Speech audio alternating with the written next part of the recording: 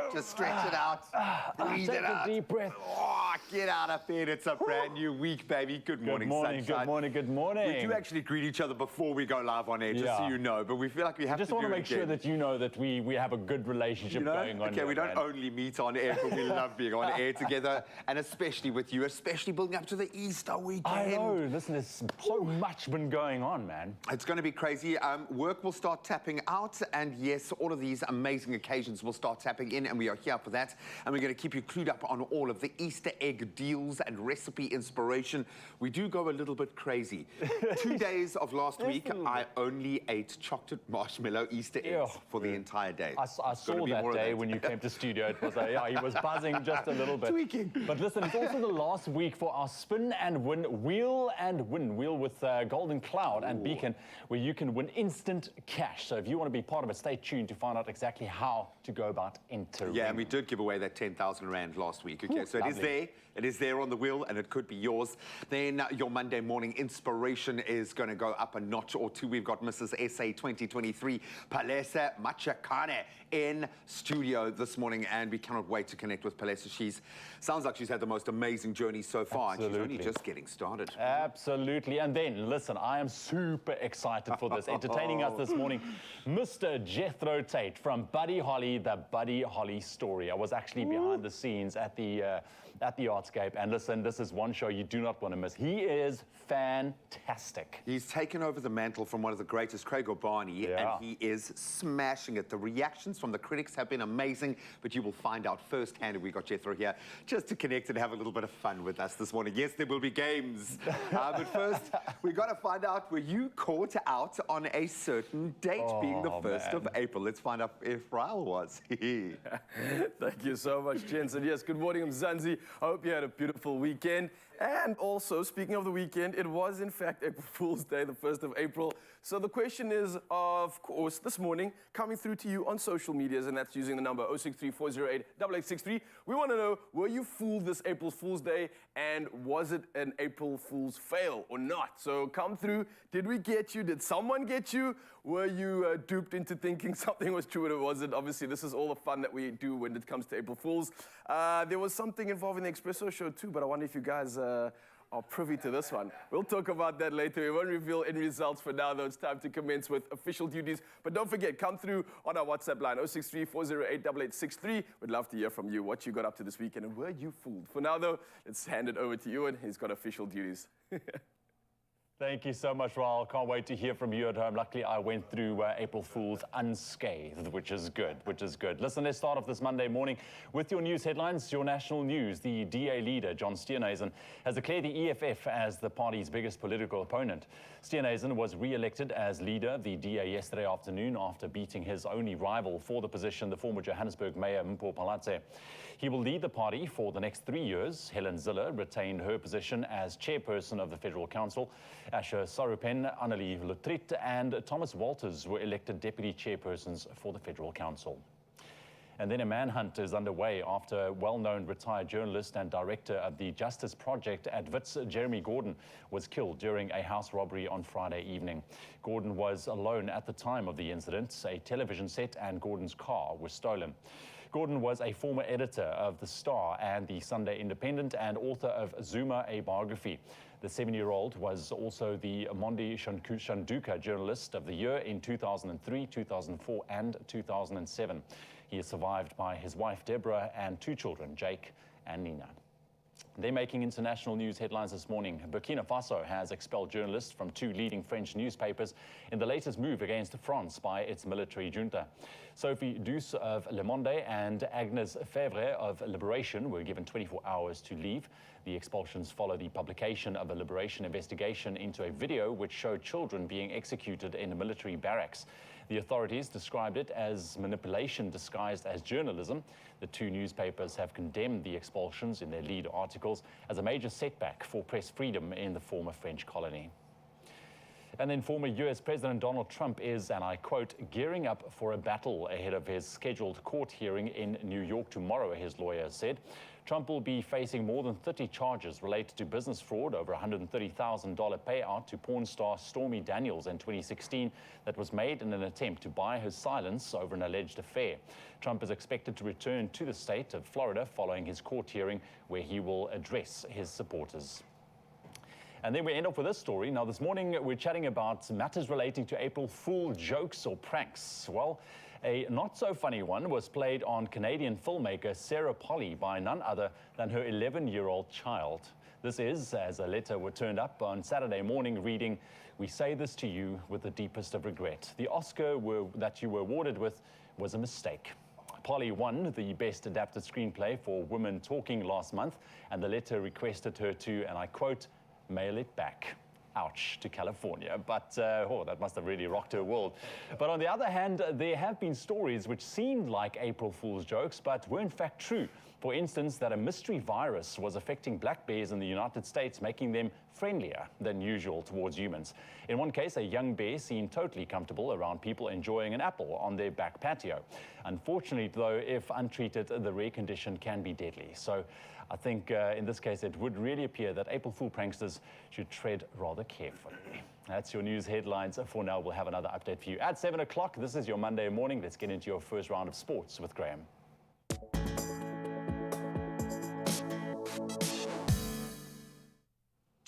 Thank you so much, Ewan. Let's start with cricket on a very positive note for the Proteas. Aiden Markram scoring his maiden ODI century. Finally got across the line, whilst his son Magala, he took his 5-wicket haul in ODIs as South Africa beat the Netherlands by 146 runs in their second ODI to secure now a 2-0 series win. So Markram slammed his way to a brilliant 175, that's how you do it, of just 126 balls. And he shared in a 199-run partnership with David Miller, who smashed 91 to power the Proteas to a mammoth 370 for 8. The Dutch were ultimately dismissed for 224 as Magala registered figures of 5 for 43. So as things stand, South Africa will qualify for the World Cup automatically. So now that means that Ireland must beat Bangladesh 3-0 in May if they're to take that last qualification spot. And on to local football, Mamelodi Sundowns were crowned league champions for the 6th time on the trot, for the 16th time overall. That was after SuperSport United and Chippa, they played out to a 1-all draw. So that result means that Sundowns can now no longer be caught at the top of the table with just 7 games left. Now 19 points ahead of their nearest challengers in the form of Orlando Pirates. So this is in fact the earliest that they've won the title and can amass a record-breaking 77 points if they win their remaining games. And if their form's anything to go on, they probably will do that. Now, let's turn to more football, a little further afield. Promise you no April Fool's jokes in this one. Man City thrashed Liverpool 4-1 on Saturday, but remain 8 points adrift of Arsenal at the top of the Premier League table after Gabriel Jesus scored twice in the Gunners' 4-1 win over Leeds. Then City still have a game in hand on Arsenal, and the two meet in a potential title decider at the Etihad later this month. Oh, the script is being written perfectly. Then Aston Villa, they're making a late push for Europe as their superb form under Unai Emery continued with a 2-1 win over Chelsea. And then here's your potential April Fools. Newcastle moved up to 3rd after leapfrogging Man United, and 2-0 was their final scoreline at St James's yesterday. Hark back to the days of old, an incredible performance. And of course, Everton taking on Spurs tonight to decide how that top 4 is going to be looking going into the week. And then on to Formula One. Max Verstappen won a chaotic and controversial Australian Grand Prix that finished under a safety car after a crash-affected restart. So the Red Bull driver led Lewis Hamilton and Fernando Alonso home to set the podium. That was despite Alonso being tagged into a spin at a restart with 2 laps to go and then dropping to the back. And under FIA regulations, the finishing positions were then taken from the last restart, with the cars then having to complete a final lap behind the safety car, kind of walked back into the paddock. To add to the controversy, Carlos Sainz was given a 5-second penalty for causing the decisive crash at that first corner by tagging Alonso's car, dropping him from 4th to 12th and out of the points. Would have loved to have heard that conversation after the race, but that's how it stood, and that's where we leave our sport for this hour. And right now, a chance to see what the weather has in store for us at the start of a brand new week. Riles got you covered.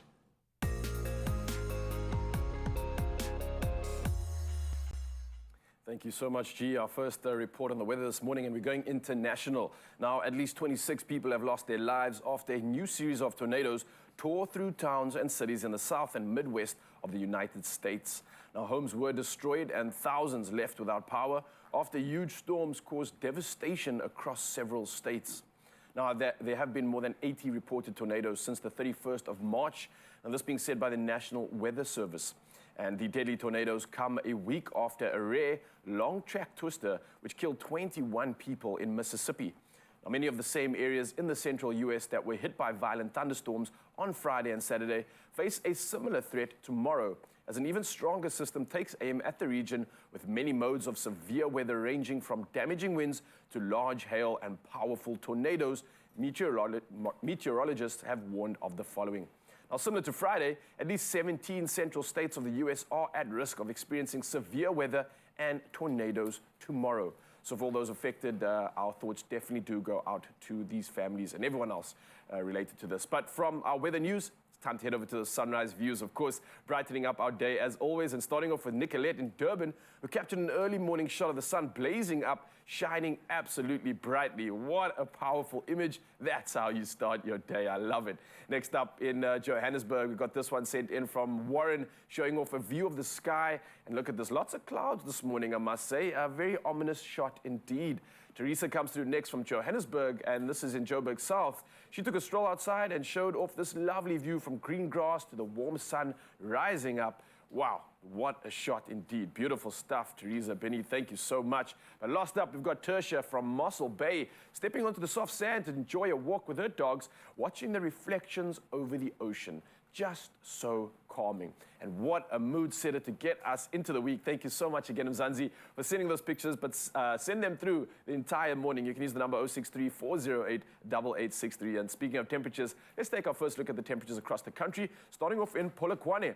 Now, the day starts at a low of 14 up to a high of 27 degrees with rain expected. Much the same for Mbela with the rain 17 up to 29. Pretoria sees the day starting at 14 up to 25 with rainfall carrying on. And much the same for Johannesburg, 12 up to a high of 23 degrees Celsius.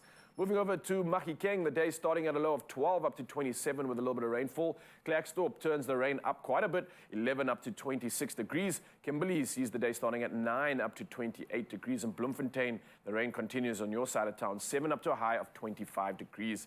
Around the coast now and over to Richards Bay, starting at a warm 20 degrees and moving only up to 24 for the day. Pietermaritzburg sees the day starting at 14 up to a max of 30 degrees.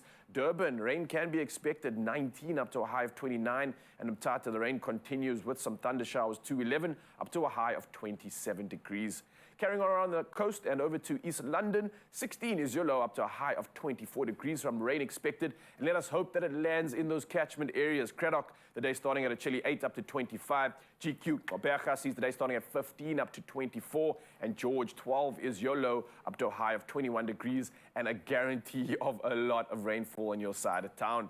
Carrying on around the coast, moving over to Cape Town now, the rain continues from 14 up to 21 degrees, Worcester sees the day starting at 10 up to 25. Sutherland, 6 is your low up to a high of 19 degrees. And Uppington, the rain is at bay, but your temperatures can be from 10 at your low all the way up to a high of 29 degrees. Again, Mzansi, thank you for sending those incredible pictures in. Keep them coming throughout the morning because we'd love to see how you start your day. Thank you very much, Raul. Taking a look at those early morning temperatures, you can definitely feel the winter vibes starting to set in, but we're not talking about that just yet. It is a Monday morning, and that means lots and lots of news, and we have the expert, Mr. Roy Simpson, with us. How are you doing, Roy? Lekker, thank you. Good, good, good. Listen, I know that you're bringing us a mix of local news, international news, touching on the religious holiday that we can look forward to, but what is some of the main stories that we'll be covering? Big story of the weekend, the DA's Federal Congress. We'll have to talk about that. Friday's big story was Oscar Pistorius. Yes. Let's chat about that. And then Lesotho potentially coming to claim the whole of the Free State. I heard something like that. Yeah. No, so definitely lots to talk about. You don't want to miss our chat just after the break. Stick around. It's your Monday morning on your Feel Good Breakfast Show. This is nothing. This is just who we are. Ciao, Alfredo! Dai, Alfredo. We date Italian. Ciao, Florence. We drive Italian. Living la dolce vita. And now you can see that's what it is Gale gale, we're Italian. That's why I was pizza. I'm Italian. And we always eat Italian. Every day. Fetis and mornings. Bravo to you.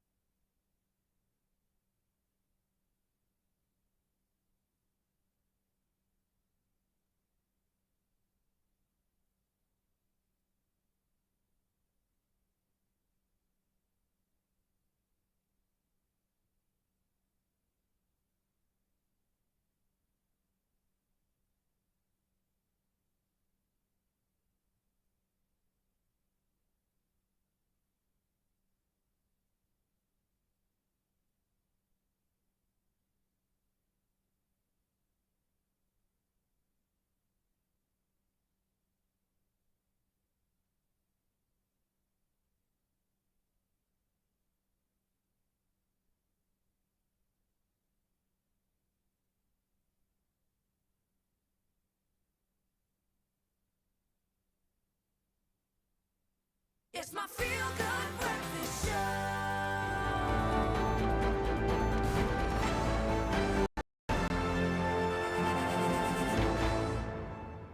Oh, here we go. It's your Monday morning. Welcome back to it. Yeah, no, we've got to take a breath, man, because there really is so much happening. Like I rightly said, Monday morning. There's a lovely weekend, long weekend to look forward to, but the holidays don't seem to stop the flow of drama that fills the headlines, though. So our news editor, Roy Simpson, is back with us to unpack the stories behind them. And as always, we'd love to have you join in on the discussion and share your thoughts and opinions with us on our WhatsApp line 06340888863 or on social media as well. Now, you can be a citizen reporter, like was it Jacques who helped us break the Pierre. Pierre, you legend. That's why we keep him here. He does actually have a photographic memory. Roy, great to have you here. You were saying you weren't expecting much drama out of the DA this weekend, a big weekend for them elections-wise. John's in. He said probably the most irritating thing that he could say to the ANC, and that is their official opposition is the EFF and not the ANC.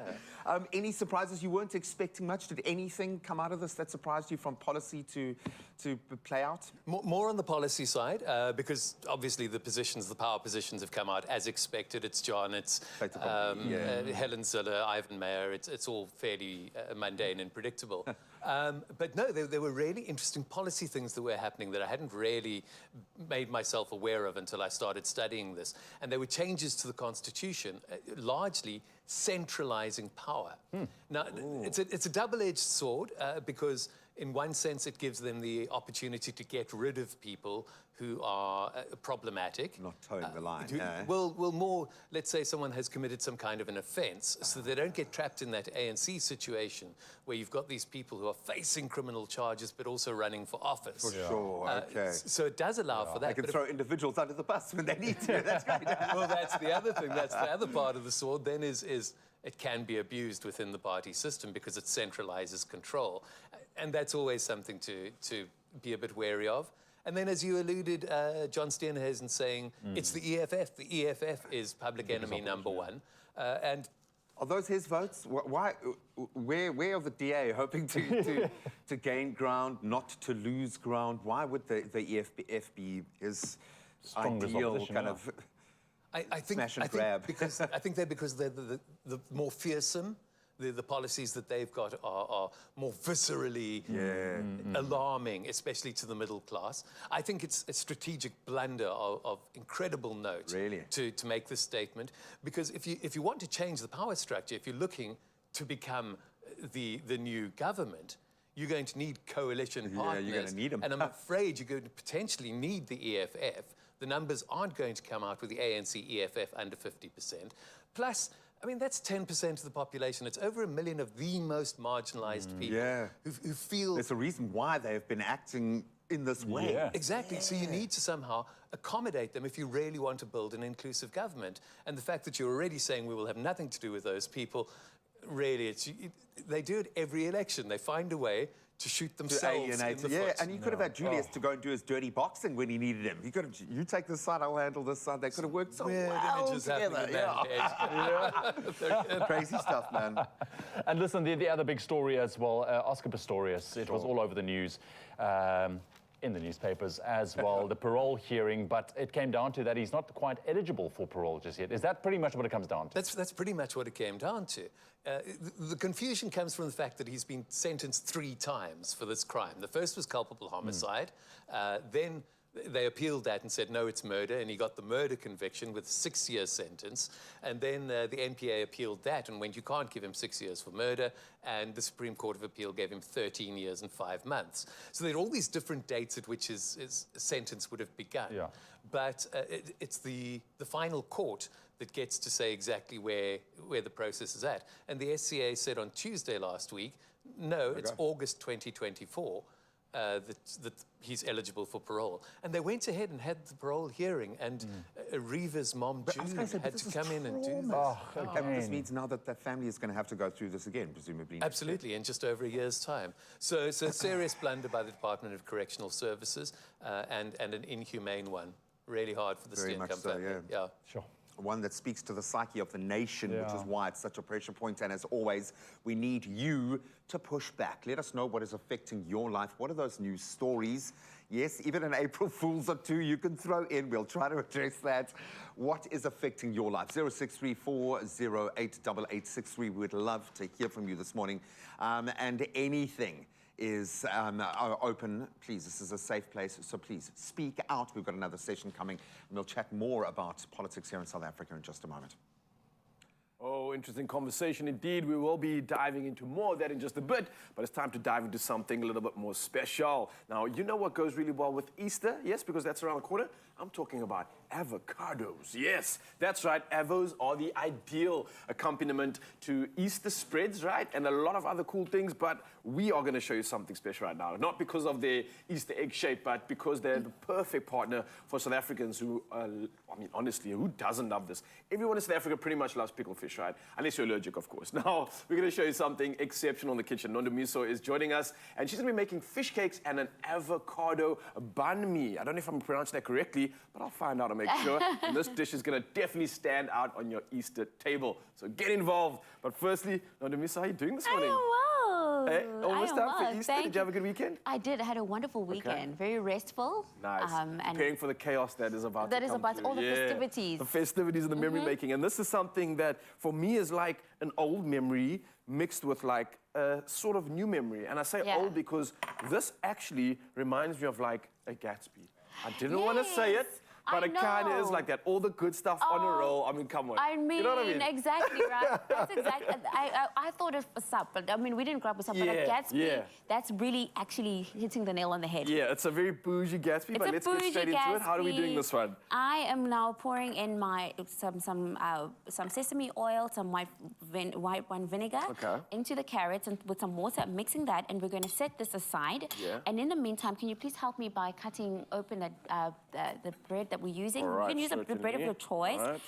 Banh mi is a type of Vietnamese bread. And yeah, so it is a Vietnamese SUP essentially. Well, that's how I like to think of it. Some international inspiration into this one as well? Yes. That's cool, I like that. All right, so rolls cut open. What have you been doing there, by the way? I saw you were throwing in those ingredients. You mentioned sesame seed oil and white rice vinegar. Yes, white wine vinegar. What are you doing exactly, by the way? It's just a pickled carrot, okay? Which we're also going to then add to our banh mi. That's smart, and you don't have to leave it like overnight. Not overnight, just a couple, just a few, yeah. Fresh. I like that. Nice. Okay. Yes. So once we're done on that side, what's happening over here? Then you can spread some of our mayo in there. And in the meantime, of course, you would have baked your fish cakes according to whatever instructions that your fish cakes come with.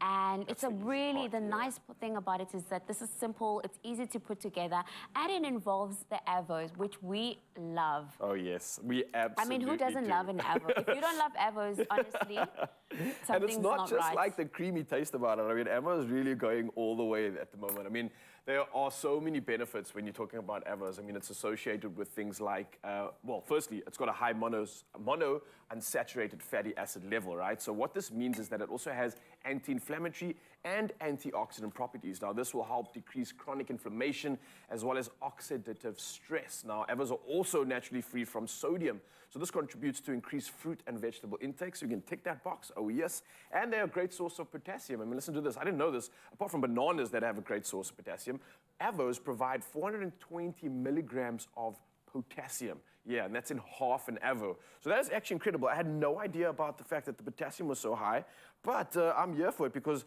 constantly avos are just blowing my mind in terms of why we should incorporate it into our meals. Absolutely. Good, healthy fats, yeah. Delicious as well. How are we doing on this side? Yes, and you add our fish cake. Are we just going to put it straight on? You can just put it on there. Nice. Nice, I like that's that. exactly how we like it. Then we can add some of our chili sauce there. Okay, some chili sauce. Yeah, but also when we talk about avo, you know what I was thinking of? Yeah. I don't know if you used to do this as kids. Like you literally just take the avo, scoop it out, and add a bit of salt, and you smear it on white bread. Yes, That's soft white bread with an avo. You can't go wrong with that. You can never. That reminds me of home Kind as of like well. salt and pepper on like bread with an avo, for me, is just like such a good one, such a classic. It tastes so good, and I can see why Mzansi is so caught up and addicted to this avo sensation. Yeah, then All right, we can pickled add our carrot comes through next. Let me just grab some of that. This is looking bright. It's looking vibrant beautiful. too. I absolutely Exactly. love that. And while we're getting that done, I'll leave you with the honors of taking the green gold and putting that fanning on, because I want to talk to Mzansi, because this is something I think everybody should get involved in. I mean, if you are definitely doing an Easter menu or you've pickled something together, then don't forget to add the avo, of course. It's like the cherry on the top for this Easter. So you can find this recipe at expressoshow.com. And if you are seeking more creative ways and inspiration to add an avo to your meals this Easter, well, don't worry. You can visit avocado.co.za. And of course, you can also tune in this Wednesday and see how pickled fish can be reinvented and how adding an avo can make the perfect Easter pairing. That's what's up. Everything is Easter inspired this week coming at you. And this job, I think, was a well done. A well done job. Got avo fingers. Check it out, Mzansi, and enjoy. This one is a hunger buster. Nice job. No child is going to pass up chocolate Easter eggs, but how do you do something just as sweet for grown-ups this Easter? By giving them a daily chance to win 2,000 Rand, courtesy of Panano. If you know somebody who could do with that, nominate them for a 2,000 Rand dose of care on the Expresso social media pages using hashtag PananoSA and hashtag a dose of care. Competition runs from the 3rd of April to the 14th of April, and T's and C's apply.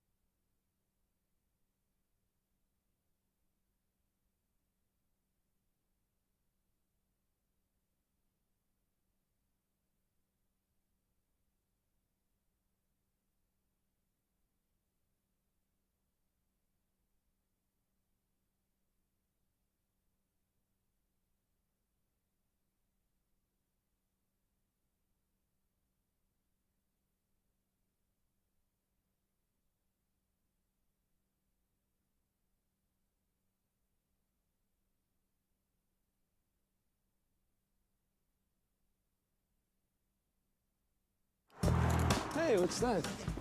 This is Octifex, a new accessible platform to trade Forex on global markets. Cool. What's the Forex? It's short for foreign exchange, trading currencies. Buy low, sell high. Score points, right? Exactly. What's leverage? It's like you got cool friends. They vouch for you, and you can trade it big. Precisely. So basically it's an app where you learn and trade, and it's safe, and it looks good. That about sums it up here. Octifex, trading made clear. It's my feel-good breakfast show.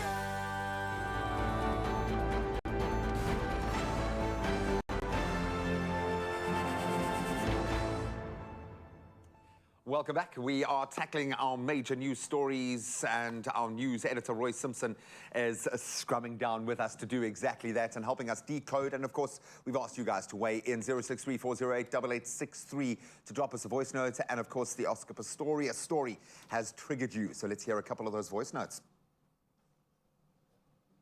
Let's get some comments up on our social media platforms as well.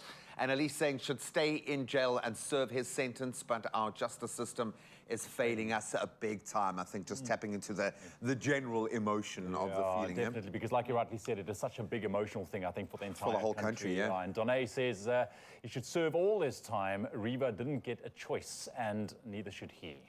All right, so that's the general feelings out there. Well, look, it will be left to a parole board hearing. This is just an opportunity to have that hearing. It doesn't mean there's going to be a particular outcome to it. And certainly I mean, they had to go through the trauma of doing the actual presentation to the parole board. But his parents saying they don't believe he's told the truth. They don't believe that he is, in fact, remorseful about it. So those arguments may still weigh in the future. And so that outcome may yet be the case, that he does serve his full time. Absolutely. Now, moving a little bit further abroad, but still staying here. Other than is this funny international enough, or local? we're going national, you know. But other than the price of onions that's got Roy red in the face here, which I said to him, I said, have you seen the price? Insane, okay. Yeah, Roy, what was it again? 44% in a year. 44% in a year for onions. Okay, but we are talking about a rather striking African story that's quite close to home. Lesotho's parliament is discussing a proposal that it should make a land claim against South Africa, and not a small one at that. Apparently the whole of the Free State should be part of the claim. Absolutely, it's the whole of the Free State. The whole of the Free State. Lesotho is about, what, 30,000 square kilometres. It's the whole of the Free State. It's a little bit of the Eastern Cape, KwaZulu-Natal, the Northern Cape, some of them Mpumalanga, about 130,000 The best parts, presumably, of each. No, not necessarily. No, the parts where there's a historical claim. For sure. So this is out there. It's a kind of story that builds a frisson of what, they're going to come for our land. But it obviously, it's a ploy. This guy, Tsepo Pilaise, I think is Lipolo, he is the sole representative of his political party in the 120-member parliament in Lesotho. So he's by no means a powerhouse. He's shooting his shot. He's really taking his chance. It's the thing of draw attention to yourself with something that's somewhat outrageous. So no, this isn't serious. It's not going to create tensions between Lesotho and South Africa. We're certainly not going to be going to war over it. But it does raise really interesting questions about our perceptions of what the correct land ownership pattern should be. And I suppose it forces us to look in a mirror as well, which is always a very difficult time. But please don't weaponize. Free State, we don't need to. We don't need to this time.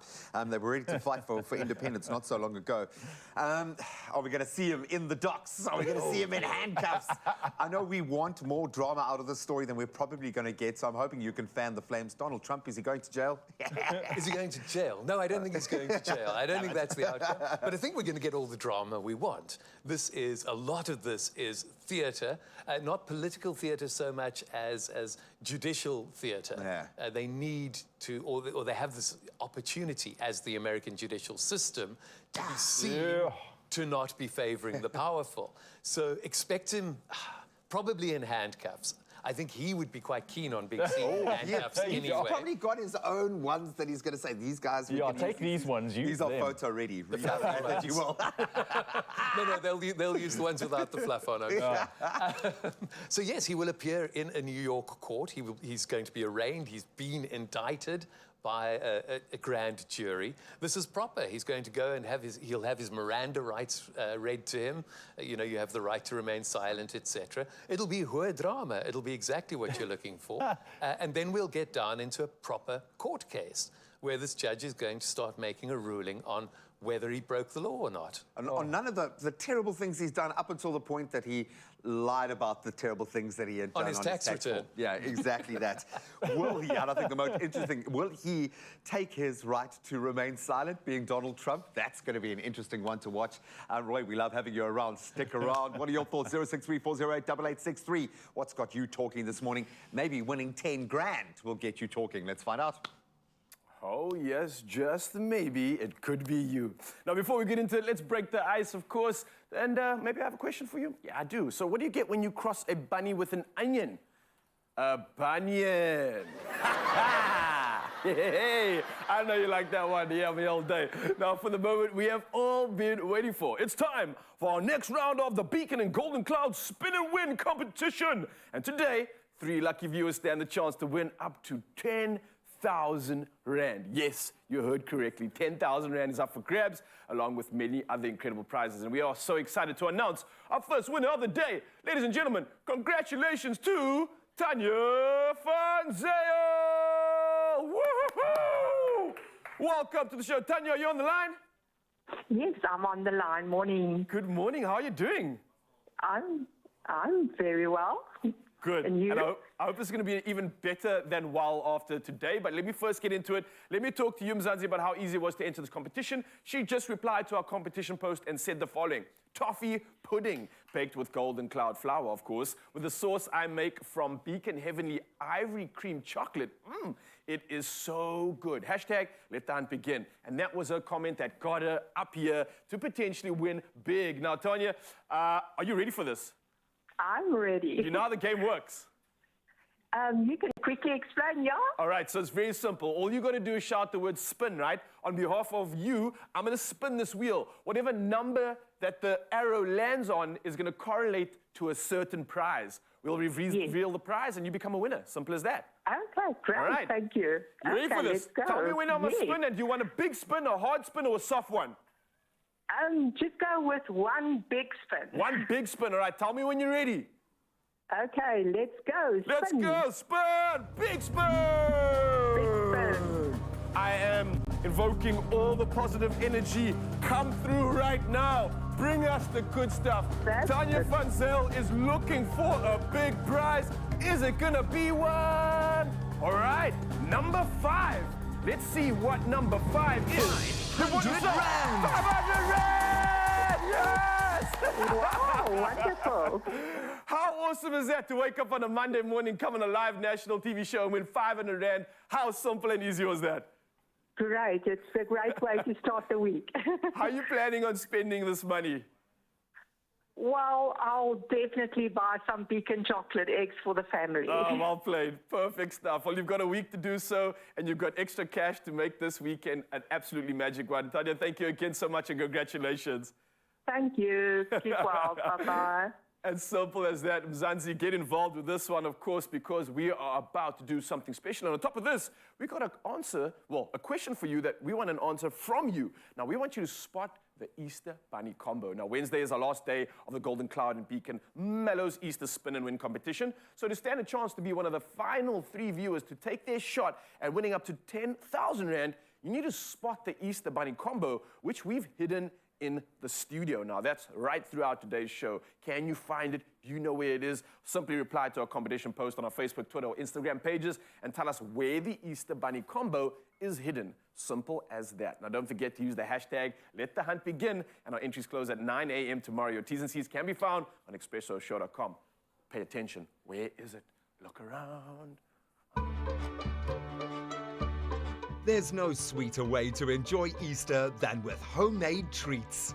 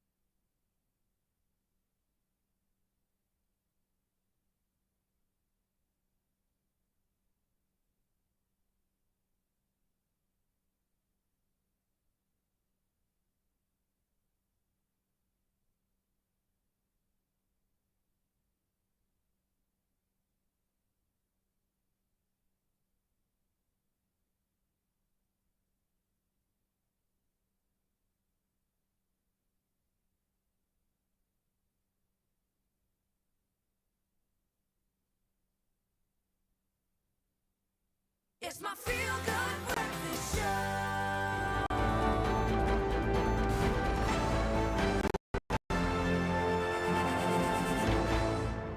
And we're back with our look at the major news stories on your Feel Good Breakfast Show this morning. Welcome back to you as well. Our news editor, Roy Simpson, is back with us to help us decode them, but we're taking a slightly different angle now this morning. And we love this because we have a shared experience of life right now that we don't often get. We mentioned the upcoming religious holidays, and there are notable ones for several faiths coming up. And obviously for Christians, our Easter festival is this coming weekend. That means it's Lent for a lot of them. Then traditionally, and this involves giving up certain foods, it's also the Muslim holy month of Ramadan, with its complete restriction on food and water. So I suppose to oversimplify this, how many people are fasting on the planet right now? Good question. About 2.4 billion Christians, give or take. So it's the Lent period for them, which is giving up luxuries, is really where that's at. Judging by American numbers, probably about a quarter of them are adhering. So what's it, 600 million? You've got 1.6 billion Muslims, both voluntary and involuntary, but they'll all culturally be following the Ramadan fast. So that's on the go at the moment. So 2.2. Coming up this week, Pesach for Jewish adherents as well. So all the Abrahamic religions at the moment. We're at, what, 2.2? About 1 in 4 people on the planet are currently fasting in some way. So just share a thought. If someone's a little bit irritable this morning, if someone's just got that vibe, the hangriness is kicking in, just understand. But that's amazing. Talk about a collective shared experience. Absolutely. I mean, those are big numbers, and it's we all know that fasting is part of various religions. But I mean, maybe we can ask you this morning. I mean, what purpose does it serve? Yeah, it's very common to, I mean, Hindus and all religions have this, and the reason is it's disruptive and instructive. So it's disruptive in the sense that it takes you out of your ordinary day and your ordinary cycle of earning money, spending money, and it's instructive because then you start asking yourself, why am I doing this? And then you start contemplating, well, why am I an adherent? Why do I need to eat in the first place? So it's really cool in that it focuses you internally on the spiritual quest, which is the commonality between all the religions. And externally, it focuses you on charity. So in fact, with 1 in 4 people on the planet doing this simultaneously, it's a really interesting moment in time where you have people focusing on why they're doing, what it is to be human. Such a powerful moment. And at the same time looking towards their fellow human being. It's an opportunity for real fraternity. This is one of those moments where if everyone really embraced this, we could be looking at building a better society and our ultimate goal of building a more admirable humanity. Because we'd be looking at our common goal of trying to understand why we're here. And as crazy as it sounds, we are all common. We are all the exact same species, believe it or not. As crazy as that sounds and impossible as it seems on days like today, you've just balanced out all of the bad news you've ever given us. Thank you very much. We love you for that. Hopefully that's left you feeling a bit more hopeful about the day ahead. But if you are fasting right now, please share that experience with us and know that we are sending so much love to you right now to try and balance out our April Fool bad karma. We haven't heard yet exactly how we caught you out, but expect some of that news to come up. Roy, thank you so much. We love you, guy. Thank you. I can't wait for that, but it's time to keep the spirits lifted and get you into the Monday mood. Now it's time to get off the couch and get moving. Yes, getting in a good leg and ab workout doesn't have to, it doesn't have to involve any equipment whatsoever. Not even a gym membership or tons of complicated exercises. It can be as simple as something like a 6-move bodyweight routine or even simpler than that. It doesn't even matter as long as you've got Seb Prentice in the building. Because he's here this morning to show us once again some of the most effective exercises for these muscle groups and more. Well, this man's philosophy when it comes to training is complete. Reach out to him if you ever want to upgrade your physical or mental health, especially when it comes to well-being. But Seb, how are you doing this morning, bro? Good in you, Ralph. Thanks so much for that introduction. I appreciate it. Always excited to work with you. What you got for us today? Okay, so as you said, we're going to keep it nice and simple. No equipment needed at all. Yeah. And the first movement we're going to do is a combination of 2 almost full body movements. So it's a lot of core stability here because you're going to be lunging, trying to keep that balance. You're going to do 2 lunges, so a lunge on each leg and then into a squat. Ooh, okay. And that's the first one. And so a forward lunge, right? Yes. Okay, so go for a lunge in front. Exactly, lunge in front. Another one. Then another lunge. And then squat. And then back into the squat. Some people prefer a reverse lunge. To be honest, I don't mind which one you do. See which feels more comfortable and go for it. So this is the alternative if you want to go reverse lunge, and into a squat. If you're struggling to do the lunge and you're also struggling a bit with the depth of the squat, maybe grab a chair or a stool or something and do what we call a box squat. So you'll kind of just sit down onto that chair and practice getting up off of it. Control that movement at the same time. Yeah, that's a little bit of an easier one. Maybe if you have issues with your knees and you can't go to full depth, use something that you can sit on and then just get up. That's a great one for someone that hasn't ever worked out. I mean, just to start with a graded exercise, this is incredible to kind of get into your fitness journey as well. Yes. But the chair there is like a marker. Yes. See how much control you have every time you lower yourself to that. I like that. Very nice stuff. What else you got, bro? The next one is a calf raise. Okay. So you're literally just going to go all the way up on your calves as high as you can, hold it for 2 seconds, and then all the way back down. Ideally, you want to be doing this on a ledge so you can get a nice eccentric load. Exactly. Yeah, get that a stretch at the bottom. But if you don't, that's totally fine. So something like, I mean, a bunkie, a book even maybe, if it's big enough, it can support my weight. That could work, right? Yeah, so I would usually try and find a step somewhere, or like, you know, on the edge of the shower or something outside, you know, hold on to something. Dude, you know what's really cool about this as well? As simple as this looks, this is so effective for like ankle stability, for that proprioception of your toes as well. Totally. And like, how many of us can actually balance in this position? It's a lot easier said than done, right? And it's very important to work your calves. You know, we're often focusing on squats and lunges, but we forget about them. They're super important. You know, a lot of people also, if you want to be running or something, doing things on the mountain, you can sometimes struggle with shin splints, and strengthening your calves is going to help with that. Nice. Yeah, I definitely agree with you, because strengthening my calves actually alleviated the pain in my knee, because it stopped me from hitting all that impact on the joints. Exactly. It allowed my calf to become a lever to kind of absorb that. That allowed me to spend more time in the mountains. So everyone should be doing this. Everyone this should is be doing golden calf stuff. raises. I love it. What else you got? Okay, next, this is an isometric exercise, so there's not movement, it's just a hold. Okay. So it's a glute bridge. Ooh, lekker. So basically, you're just going to bend your knees slightly, and you're going to lift yourself up like this, and you're going to hold it for 30 seconds if you can. All right, so like back of my legs, the glutes are burning, is that right? Yes, hamstrings and glutes. Again, this is super important, your posterior, the back of your leg, because it's going to help alleviate things like back pain, so if your back is not working overtime. Everyone could do with that. It's going to help with taking a bit of the load off of your hip flexors, which get very tight when you're sitting a lot of the time at work. Yes. If this is too easy for you, you can do it with one leg. All right, increase the burn. I can feel that for sure. And alternatively, if it's too difficult, just do it for less than 30 seconds. So you can hold it for 10 seconds if that's all you can manage, and then you can slowly build up from there. Okay. I've got to say, Mzansi, if you were watching that, then it's not as easy as it looks. We are actually stimulating and working the legs. Sam Prentice always coming through with the good stuff. And man, I've got to say, as simple as that was, definitely very, very effective. We definitely earned ourselves a little drink here too. But of course, Mzansi, if you're starting your fitness journey, you're wanting to improve it as well, and you're looking for some guidance, then Seb's definitely your guy when it comes to just assisting you with upgrading this beautiful vessel that you've been blessed with. He's got all the knowledge and everything else that you need to kind of get you into your fitness journey. And with that, I say cheers, bro. Thanks for coming through. Setting off on Monday and helping us burn cows before Easter. Yes, sir. Yeah. Cheers, guys. Cheers.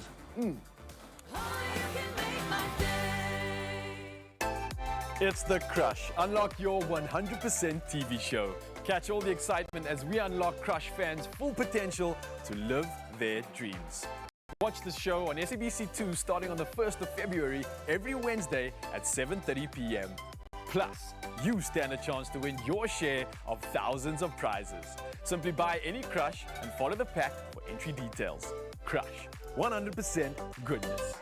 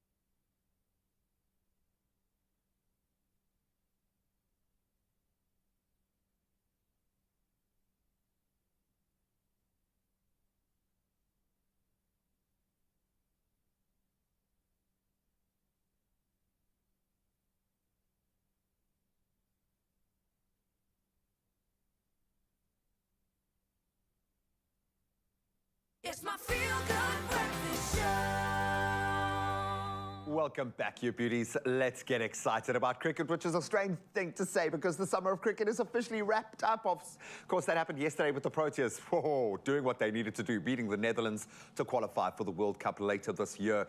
And it was an action-packed summer with the inaugural SA20 taking the local scene by storm, which was so good to see. Regular competitions also providing some insane entertainment for cricket lovers. And a man who was pretty much part of all of that action is Western Province cricketer Kyle Simmons. Kyle, welcome to the show, my friend. Thank you for having me. How are you feeling, bud? When does the chill kick in, or is it already thoughts on next season? Where are you in your ecosystem right now, bro? Still trying to wake up. It's a nice early start, so appreciate that. Yeah, we've been done for about 6 weeks now. I go to the UK for 5 months for their summer. So just enjoying the time that I have in Cape Town before the cold sets in. Yeah, yeah, and it's cold, man. I've sent my family there over this weekend, and it's freezing that side. But an incredible, obviously, moment of inspiration yesterday. Let's talk about qualifying for the World Cup. We kind of knew, as you were saying, that we would do this against the Netherlands. That being said, you've still got to get it done and cross the line, and they did it in style yesterday. How big is this for the team in this kind of regrowth phase that we've been going through to know that we are going to the World Cup, man? Yeah, well, I think the series started last year, and then they postponed it, and they finished the series this year. So it was always something we had to look at just to qualify, and I think expectations were to qualify, especially against the Netherlands, but you just never know. There's a little bit of nervous energy. And I think the Pink ODI, just another campaign where the Proteas somehow just bring it out. You think of innings like De Villiers back in the day and everything like that against the West Indies. We just seem to get it done at the Wanderers, and yeah, just World Cup qualification secured. It's a beautiful thing, and it's hopefully inspired a lot of young cricketers, just like the SA20. It's a development tool when we look at what the IPL has done for the game of cricket. To create, obviously, the opportunity to earn money on that level is an amazing thing for cricketers, but it just becomes this cauldron of talent, and you were in the cauldron there. You had a blast, it looked like. Talk us through that experience. Did this feel, it looked international? Did it feel like that? Talk us through your SA20 experience. I think, like you said, the money was what everyone sees first, but I think it's the exposure for the guys that aren't quite on the scene just yet. Guys who aren't really making their way, that's where you get your chance. But then comes with the chance, the opportunity, you have to perform. There's pressure. There's crowds that we haven't seen in South African cricket in a long, long time. And I think, like you said, the IPL helps that with those owners. And yeah, so I was playing club cricket when I got the phone call to go join, and life changes just like that. And yeah, like you said, the come down has started, but it's exciting to see what goes on forward. Yeah. Because it's a different, I use the term ecosystem, it's a different world now. There seems to be a much more solid link between local, provincial, international opportunities. The fact that you're going to ply your trade internationally is great. The local, the domestic scene has been great. From a Western Province perspective, maybe not the best. Yeah. What's going on there? I think we were in good positions this year. Making the One Day Cup final, again, just coming short, that was a bit unfortunate. We entered the second half of the season in the 4-day comp, top of the table again, and again, just not quite getting over the line. Frustrating. I know it's frustrating for everyone in the Western Cape to see that, but behind the closed doors in the change room, it's, yeah, we kind of want to install a punching bag in the change room just to take a bit of anger out, just frustration, really. Yeah. That's all. I think we know we have the talent. It's now just putting performances together. Yeah. It's just that little click, and sometimes the individuals do need to stand up. You have the opportunity to go to the UK now, and that I would imagine requires a bit of a kind of calibration of the brain. What's the goal there? What do you want from your personal trajectory to get out of this time now? What does it speak to in terms of your overall career goals? So I just want to keep being on the field. Whatever team it's for, whatever level it's for, just get on the field. I think the only way that your game is probably going to get better is by playing cricket or rugby or football or whatever it is. I just want to be on the field, and I think that's what England offers me. If I stay here in the Cape, I can do a good pre-season, which is also important. But 5 months of cricket over there against the best in the world, man. I can't deny it should be good, hopefully. It could also be bad. I mean, you never know, only time will tell. Lessons will be learned either way, my friend, but you seem to be on an incredible arc right now. It's amazing to see where you started to where you are in such a short amount of time. So keep doing what you're doing, which is delivering on the field, my man. And getting up nice and early where we ask him to come in on his day off, because it is officially their day off and they work hard in season. Buddy, all the best for the trip overseas. Go and continue to smash and make your mark. Share some love with him as he heads abroad abroad. And of course, you've been loving this cricketing season. Let us know which teams you support. 0634088863. Show some love this morning. Thank you so much, Graham. Righto, it is just about 7 o'clock right now, and let's take another look at your news headlines. Starting off with your national news, the financial regulator, Prudential Authority, which falls under the National Treasury, says it is extremely concerned about the allegations made against some South African banks. This after an international news network documentary implicated Standard Bank, Absa and Sasfin of helping gold smuggling gangs. The documentary alleges that the gangs launder millions of dollars in exchange for bribes. Prudential Authority said it was looking into these allegations and it made progress regarding anti-money laundering legislation. And the DA leader, John Steenhuisen, has declared the EFF as the party's biggest political opponent. Steenhuisen was re-elected as leader of the DA yesterday afternoon after beating his only rival for the position, the former Johannesburg Mayor, Mpho Phalatse. He will lead the party for the next 3 years. Helen Zille retained her position as chairperson of the Federal Council. Asher Saropin, Annelie Lutriet and Thomas Walters were elected deputy chairpersons of the Federal Council. Then making international news headlines this morning, Britain has joined the Asia-Pacific trade bloc in what is billed as its most important trade deal since leaving the European Union some 3 years ago. The other countries that are part of the agreement include Australia, Brunei, Canada, Chile, Japan, Malaysia, Mexico, Peru, Singapore and Vietnam. The British Prime Minister Rishi Sunak welcomed the agreement and said it places the United Kingdom in the middle of a dynamic and growing group of economies in the Pacific region.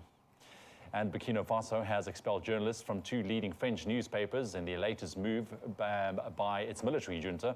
Sophie Doucet of Le Monde and Agnes Favre of Liberation were given 24 hours to leave. The expulsions follow the publication of a Liberation investigation into a video which showed children being executed in military barracks. The authorities describe it as manipulation disguised as journalism. The 2 newspapers condemned the expulsions in their leader articles and a major setback for press freedom in the former French colony. And then lastly, a big one for the Mother City. The Mother City will be a hive of activity in the next 3 days for this year's World Travel Market Africa 2023, which starts today. More than 6,000 international travel agents, tour operators and exhibitors are in Cape Town to attend the conference in the CTRCC. Cape Town's mayoral committee member for economic growth, James Voss, says the event is the largest and most important tourism trade event on the African continent. He added, and I quote, "It's the ideal showcase for Cape Town as a work, tourism and investment destination, providing an unmissable opportunity to showcase products to some 6,200 international travel professionals from 100 different countries over 3 days." Key industry buyers in attendance represent some 47 countries. The top industry sectors represented include adventure travel, safari holidays, business tourism, and city breaks. So you can expect the Mother City to be quite a buzz over the next couple of days. That's your news headlines for the 7 o'clock bulletin. We'll be back with the final update at 8 o'clock right now. Here's another look at your sport.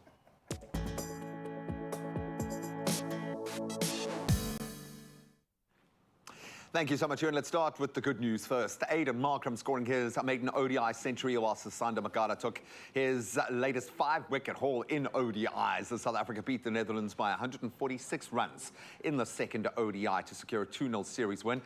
So Markram slamming his way to a brilliant 175 off just 126 balls. Incredible, sharing in a 199-run partnership with David Miller, who got so close yet again, smashing 91 to help power the Proteas to a mammoth 370 for 8. They do love the pink match. And the Dutch were dismissed for 224 as Magala registered figures of 5 for 43. So as things stand, South Africa will qualify for the World Cup automatically, which is obviously great news. Ireland must beat Bangladesh, on the other hand, 3-0 in May if they're to take that last qualification spot. Then congratulations all round here in South Africa. Mamelodi Sundowns, they've done it again. They were crowned league champions for the 6th time in a row, and incredibly the 16th time overall. That was after SuperSport United and Chipper played out to a 1-1 draw. And that result means that Sundowns can no longer be caught at the top of the PSL table. With just 7 games left, they are now 19 points ahead of the nearest challengers, that of course being Orlando Pirates. And this is in fact the earliest that they've ever won the title, and can amass a record-breaking 77 points if they win their remaining games, which I think if you're a betting man, you would put money on that. Then let's head a little further afield. Man City, they thrashed Liverpool 4-1 on Saturday, but remain 8 points adrift of Arsenal at the top of the Premier League table. That was after Gabriel Jesus scored twice in the Gunners' 4-1 win over Leeds. Then City still have a game in hand on Arsenal, and the two will potentially have a title decider at the Etihad later this month, which we will certainly look at with gusto. Then Aston Villa are making a late push for a European spot as their superb form under Unai Emery continued with a 2-0 win at Chelsea, then pulling off a major feat last night in front of a packed St James's Park. Newcastle have moved up to third after beating Man United 2-0 to leapfrog their opponents on the table. And of course, Spurs could make it back into that top four as they take on Everton tonight. Then drama in Formula One as Max Verstappen won a chaotic and controversial Australian Grand Prix that finished under a safety car after a crash-affected restart. So the Red Bull driver led Lewis Hamilton and Fernando Alonso home to set the podium. And that was despite Alonso being tagged into a spin at a restart with 2 laps to go and then dropping to the back of the field.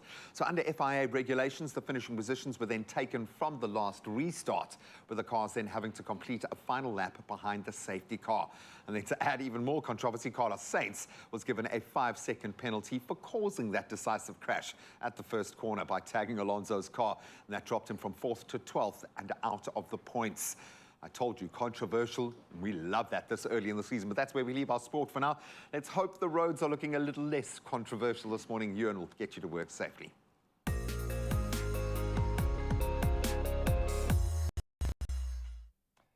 Thank you so much, Graham. Here and there, a couple of issues that you need to be aware of. Starting off in Kales River in Cape Town, there is heavy congestion on the R300 northbound, and that's at the N1 inbound ramp. You can expect delays and allow for more travel time this morning. Then also in Belleville, Cape Town, there has been an accident on the R300 northbound. That's just after Old Paarl Road.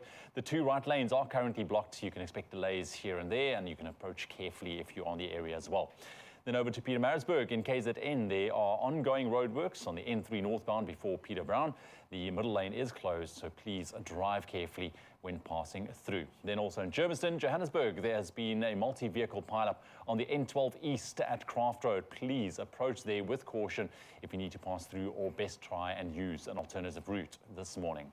That's all we have for you now in terms of traffic. We'll bring you another update just after 8 o'clock.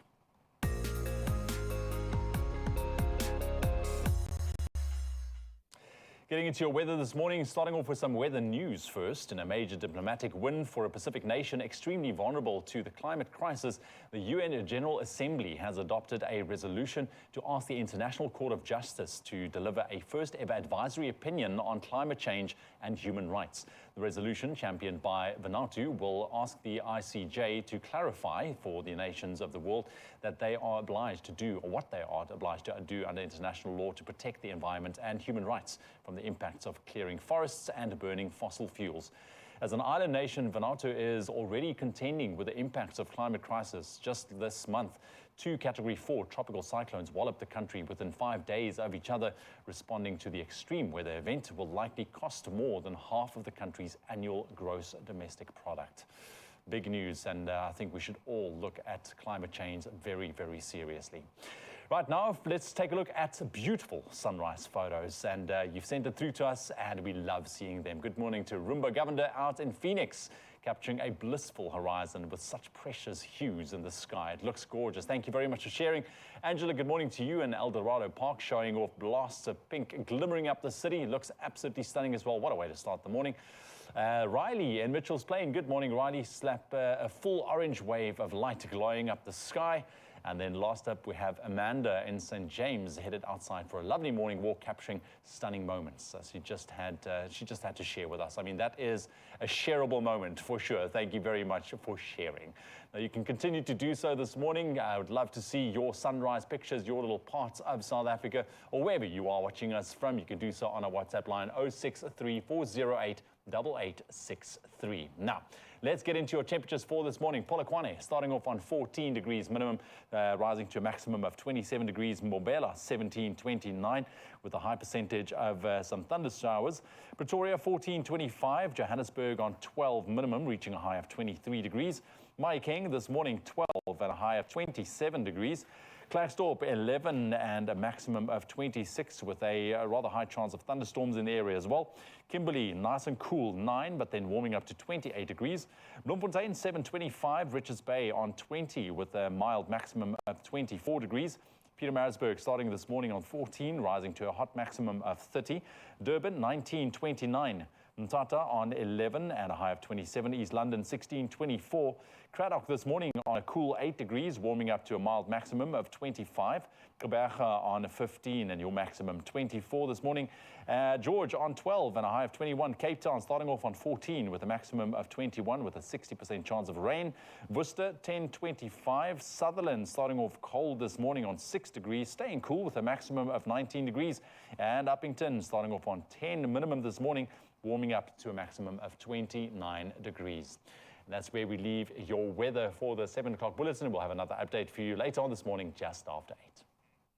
Oh, thank you so much, Ewan.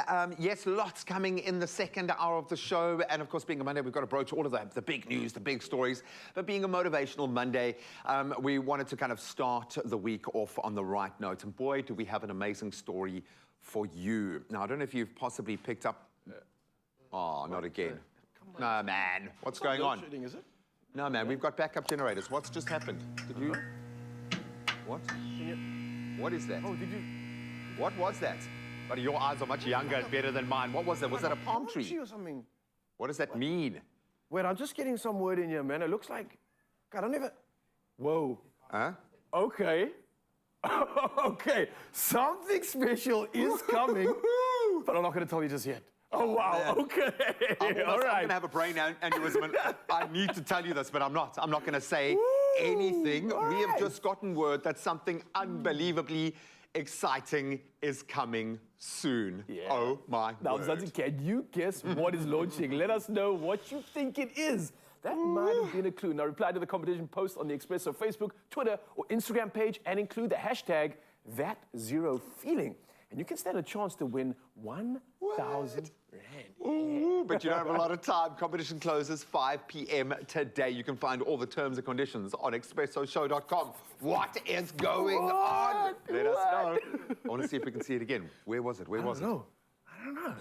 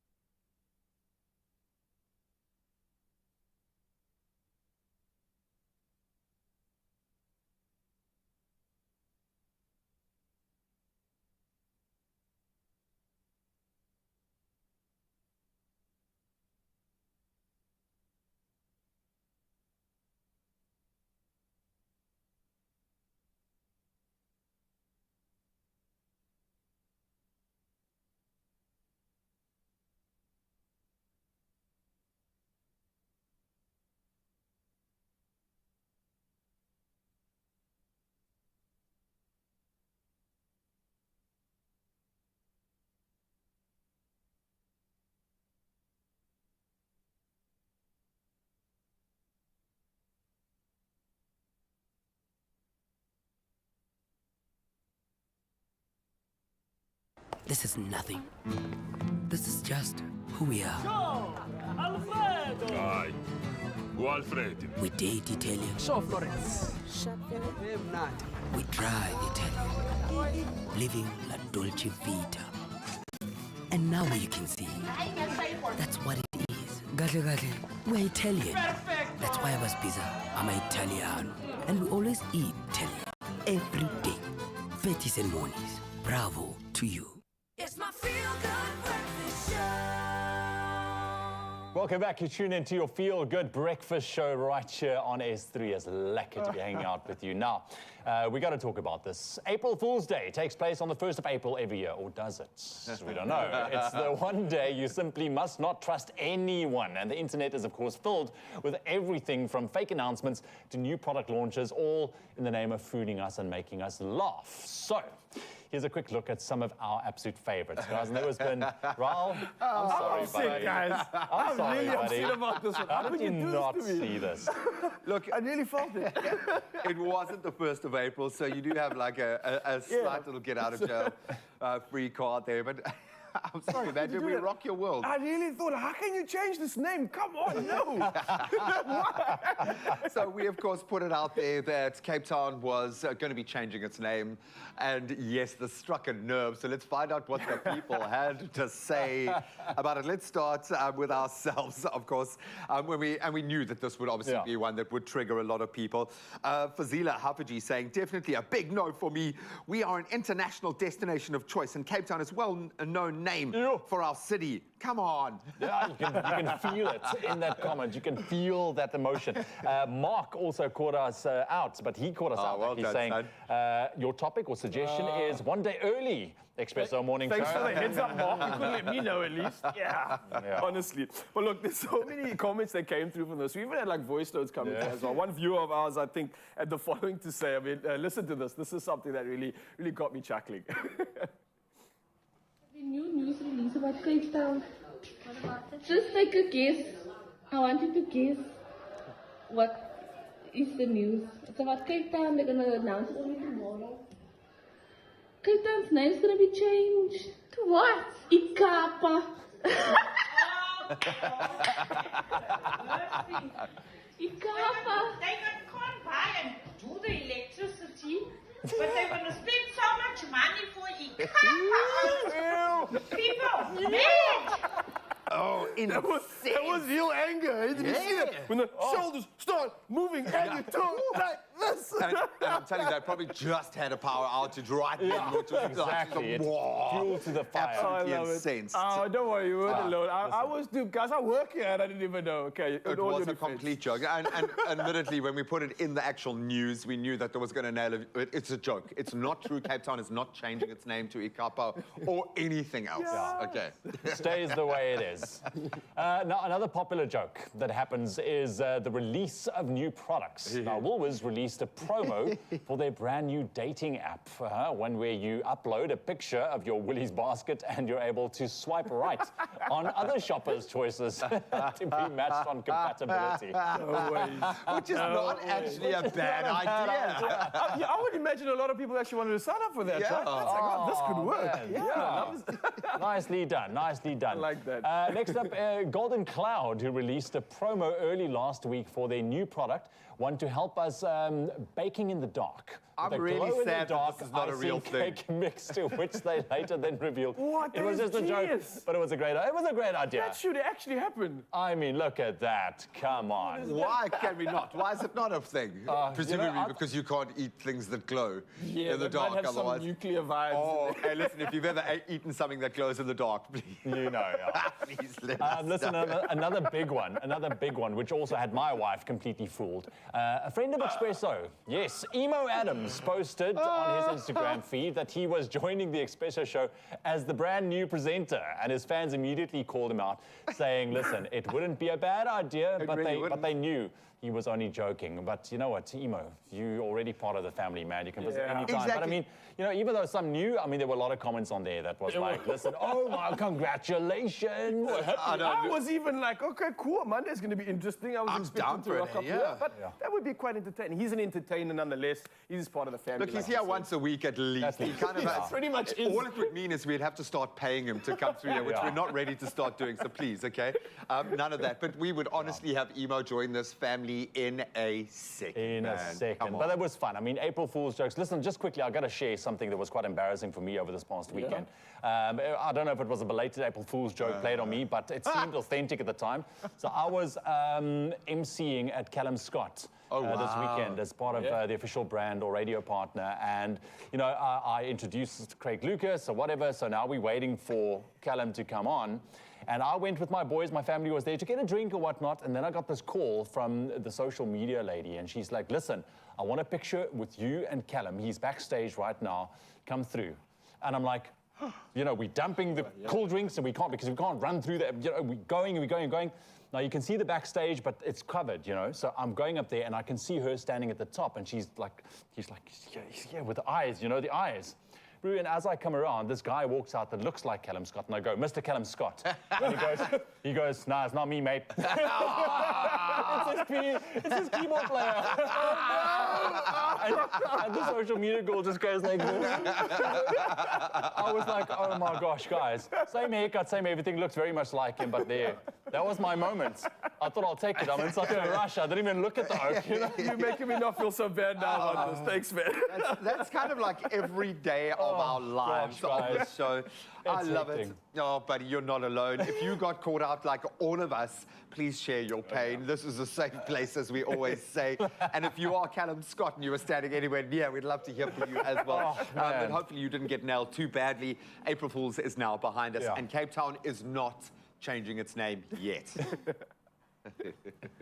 Welcome to Hopville, South Africa. My name's Clem Pedro. And as I said before, Hopville is the home of all things Easter, where you can find delicious chocolate, irresistible treats, and everything fantastical. Today, I'm coming through with the biggest hack on how to keep those little hands busy during the Easter holiday.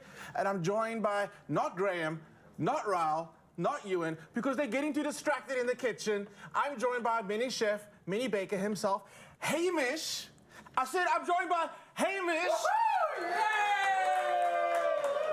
We're going to be taking...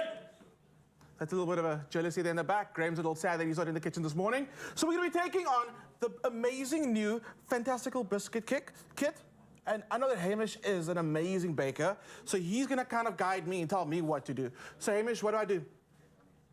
Open the box. Open the box. Let's start. Okay. So these little kits are absolutely the ultimate way to keep kids busy in the kitchen this festive season. And to be honest with you, adults tend to have a little more fun with this than the kids do. And it's really simple. A lot of it's all done for you. Everything's measured out for you. The biscuits are baked already, but that doesn't stop you from getting creative and getting some of the other Woolies biscuits and having fun with it. So let's start. Hamish's first step, open the box. Let's see what's in the box. Okay, very important. It comes with a piping bag. This is so we get our decorations like perfectly in line and look beautiful. Okay, done. Now what else we got? We got the sprinkles. Because you cannot decorate biscuits without sprinkles, right? And here are the biscuits. Look, can I see those biscuits? Let's see. They look perfect. So, I mean, let's go through some of the shapes that we have. The sprinkles are the most important part. Okay, what do you think that is? Easter? It's an Easter egg, there we go. Okay. This one, my favorite, is? Easter bunny. It's an Easter bunny. Cool. So it's all done for us. We've got more shapes. I think we do. Okay, I'm gonna put this to the side. I'm gonna let you start decorating, okay? So I'm gonna lay these out for you. These have been baked already with a special recipe from special bakers all the way in the Boerland. Do you know what the Boerland is? Just over there. Promise, just like over there. But you're talking about destinations. You're going on a road trip today, right? Where are you going? Durban. Durban? What are you going to do in Durban? Going to see my nan. Going to see your nan? Okay, we're going to decorate. And one of my friends that live there. What's your friend's name? I forgot. You forgot the friend's name, but it's fine, friend. Hamish is on his way. Do you want to send your friend a message? so your friend can see the message before you get there. There's something you want to say. Okay, let's look at that camera over there. Okay, that one over there. That camera over there. And you don't have to say your friend's name because it's fine. We know that you don't know the friend's name just yet. So just say, hey, buddy, and then you can say the rest of the stuff. Okay, in that camera, go. Hey, buddy, I miss you. Aw, buddy. He'll be visiting really, really soon. Okay, here's what you're gonna do. So I've cut the end of the piping bag off, right? So the icing can come out. There we go, it's coming out. And as you can see, let me make space because I want you to see this. All you gotta do is squeeze very gently, okay? And then everywhere. And then it comes out. Okay, so there we go, there's one. That's all you gotta do, all right? I'm gonna make the mixture and I'm gonna give this to you in the meantime. All right. I used to bake cookies, so this is probably gonna be easy. With your mom? With my brothers. With your brothers, okay. How many brothers do you have? I have 6 brothers. Mom, does he have 6? He has 5 brothers. I forgot that. And how many sisters do you have? 2. 2 sisters. So all in all, 8 kids. We're gonna have to bake a lot of biscuits. A lot of biscuits. I better get started. So you can keep on doing the rest. I'm gonna open up your sprinkles so you can... This is exactly that amount. 8. 4. 4. Okay, do you know, can you say all your brothers and sisters' names? And we're gonna say them and each one of them gets an egg. Right. Are you ready for this? Are you? Okay. You're gonna point to the egg and say their names. Go. You do that, Salon. Ronan, Sean, Dylan, Byron, But just say buddy. We'll work on the names. We'll work on the names. Okay, you keep on decorating, and I'm gonna cut this open for you. These are your sprinkles. So you keep on decorating these ones over here. And then there's the sprinkles to go. So I'm gonna show you how to actually put this together. And it's so simple. All the instructions are given to you on the box. And like I said, it's all done for you. You just gotta make the mixture yourself. So icing sugar goes into a bowl. And what you want to do is add a little bit of water at a time so you can decide how thick you want the icing. If you want it more, a little runnier, you just add more water. For a thicker icing, less water. Are you doing a good job there? You are. Okay, you're good. So, a little bit of water goes in. Because nothing's hot, nothing has to be baked, it's pretty safe to get kids into the kitchen for the whole party. I did wrong. There's nothing wrong in Hopville. You can just do your own thing and make it happen. That's fine. The rabbit now has a bit of a mustache. Okay, cool. So, there we go. Get some more icing because I've added too much water. I need more icing. We'll get more icing in a second. Once you get your icing nice and thick, not like this. This is too runny. Get it nice and thick, sorry. Get into your bag and start decorating. That's all you have to do. While your icing is still wet, that's what you did with the sprinkles. Can I sprinkle? No, you can sprinkle. Do the sprinkle. But go crazy. Just shake the whole bag everywhere. Like, don't even look. Just close your eyes and shake it. Do it. Shake the bag. I'm quickly gonna do this, and then I'll do it on every single one. While Hamish is doing that, I've got something to tell you, South Africa. Can I talk to South Africa in the meantime while you're busy doing that? Yeah. Okay, cool. This is absolutely how you keep those little busy fingers occupied this festive season, this Easter. The Woolies kits are available at Woolies. You're able to buy them in store, online, and on Dash. Do you know about Dash? Dash is how you get all Woolies goodness at home. When you're sitting at home, you just order on an app and it comes to your house, including these kits. So Mom's going to get that for you to take with you to Grand's house, okay? That's what she's doing. So, Woolies Rewards members save 20% when you buy any 2 products from the Fantastical range. That's an amazing save. I'm just seeing a big kid about to come into the kitchen. Oh no, he's running away. Now, that's not all. You also stand a chance to win a 1,000 Rand Woolies gift card. Simply reply to the competition post on the Expresso Facebook, Twitter, or Instagram page and tell us what is your fondest Easter memory. Don't forget to hashtag Woolies Easter. Competition closes midnight on Tuesday, the 4th of April. T's and C's can be found on expressoshow.com. Now, Raul wants one of those. We're going to have to make an extra one for Raul. We're going to keep on business with Africa, but you don't go anywhere.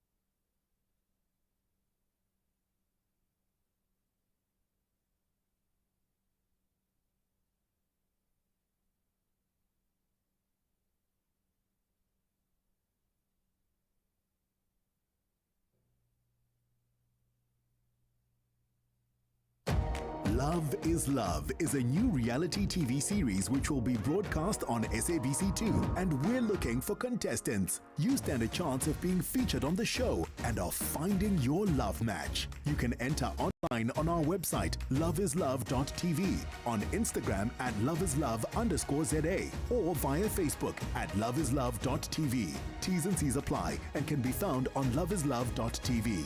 Entries close 31st March this year. It's my feel-good breakfast show. Welcome back, you beauties. Now, this dynamic young performer has crowds rocking and rolling like it's 1958. Having played guitar since the age of just 13, he has obviously the foundation in acoustic sounds, also dabbled a little bit in electronic music as well.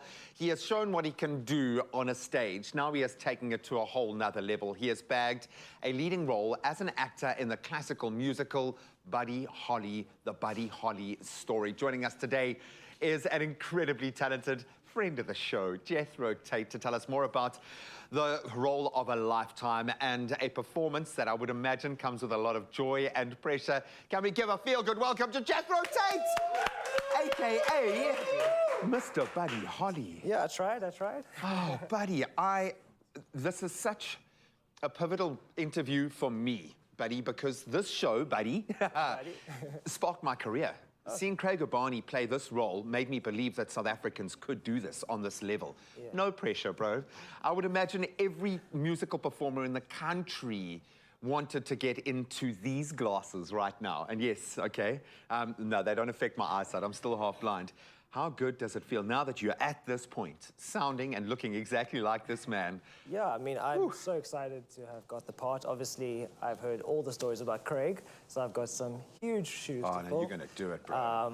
But yeah, it's been so much fun. We've just started the show, so we've done our first week of shows now, about to head into our second week of shows. But yeah, it's been a lot of fun. The audiences have been great. Like, it's just been, yeah, it's been the best time. Just listening to you sound check just now, it's a bit freaky, dude. You sound phenomenal. As someone who's got such a broad set of talents and skills musically, this is a different lane. Yeah. What's it been like trying to convert all of that musical talent into this buddy box? So it has been a lot of hard work. I did actually study theatre. I graduated like 10 years ago, so it's been a very long time since I've done anything like this. But yeah, it was kind of almost like riding a bike, I guess. You kind of, the things you learn kind of always stay in your back pocket. So yeah, I think the biggest challenge was just kind of, even though I play guitar, it's just kind of trying to get that style of playing, because I'm very much just like a rhythm guitarist. Just do your thing, yeah. And Buddy had a very specific way of playing. It was a lot of downstrokes, a lot of little riffs thrown in there.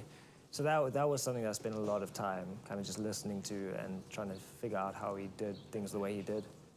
You're about to become the new spirit animal for so many young performers, actors, singers out there. Well done, my friend. I know what it takes to get to this point. We're going to have details on how you can get tickets up on all of our social medias. We're going to keep performances of this young man up on all of our social media. You've got to show some love, and most importantly, you've got to get to the theatre to see him perform live. And of course, it's happening right now at, you can go to web tickets from 150 to 500. It's the Buddy Holly story at the Artscape Opera House up until the 16th of April. So let's inspire you with some winnings right now. Maybe you can spend your winnings on tickets to go and see this man perform live.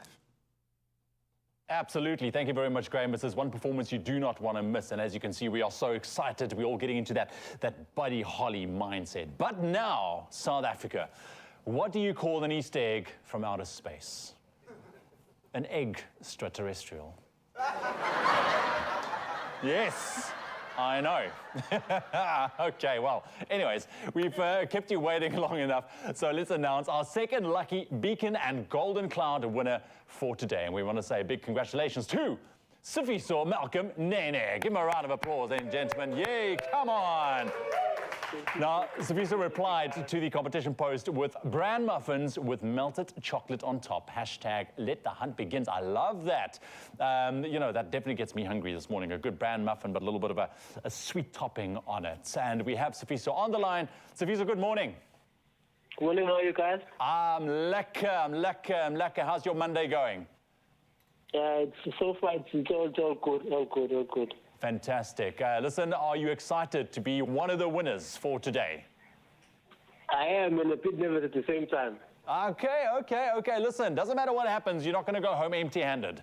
All right. So we have our big wheel, and all you need me to do is spin it for you, and that little keyword that I need from you is, all right, Ewan, spin. All right. That's as easy as that. Okay. Okay, as you can see, just before we go, number 5 is gone. All right. If you perhaps land on number 5, you're not going to go home empty-handed. We'll still give you a nice little beacon hamper. Are you ready? Okay. What do you want? A hard spin, medium spin, soft spin? You tell me. Spin. Okay, here we go. Here we go. Where's it gonna land? Oh, okay. Wow. You are lucky. Number 4, and you have won yourself 1,000 rand, Sifiso. Yes. Thank you. Come on, how are you feeling, my friend? Oh, I'm excited. I'm happy. I'm happy. Thanks, eh? You didn't expect your Monday to kick off like this. No, I didn't. So what are you going to use the money for? Do you know yet? No, not sure. No, not yet. Okay. Well, that's it, my friend. Well done. Thank you for entering. And there we go. Enjoy that $1,000. Okay, thank you. Cheers, Sifiso. 1,000 rand. I'm glad I was the one to give it away. But there's still one last chance to spin and win with the Beacon and Golden Cloud Easter Wheel today. So don't go anywhere. And remember, Wednesday is our last day of the Golden Cloud and Beacon Mallows Easter Spin and Win competition to stand the chance to be one of the final 3 viewers to take their shot at winning up to 10,000 rand. You need to spot the Easter Bunny combo, which we've hidden somewhere in the studio throughout today's show. So all you need to do, so keep a close eye, simply then reply to the competition post on our Facebook, Twitter and Instagram pages and tell us where the Easter Bunny combo is hidden. And also don't forget to hashtag Let the Hunt Begin. Entries close at 9 a.m. tomorrow. T's and C's can be found on our website, expressoshow.com.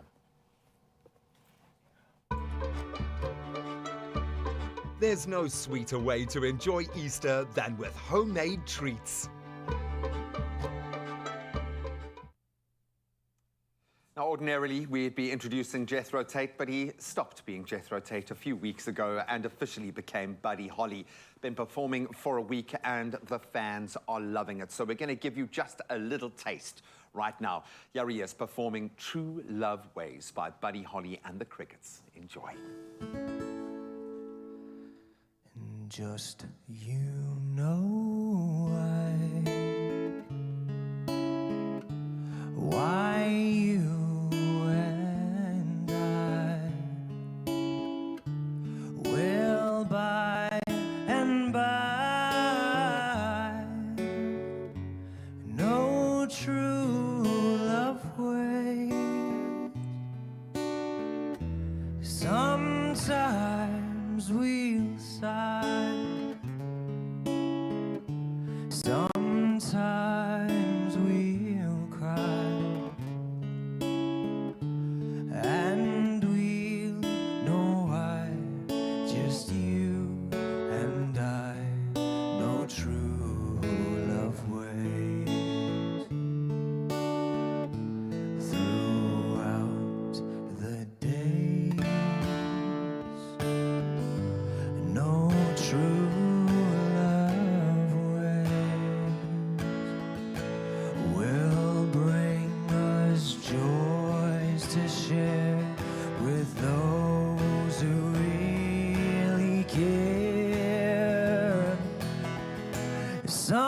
sometimes we'll sigh, sometimes we'll cry, and we'll know why. Just you and I know true love ways, and we'll know why. Just you and I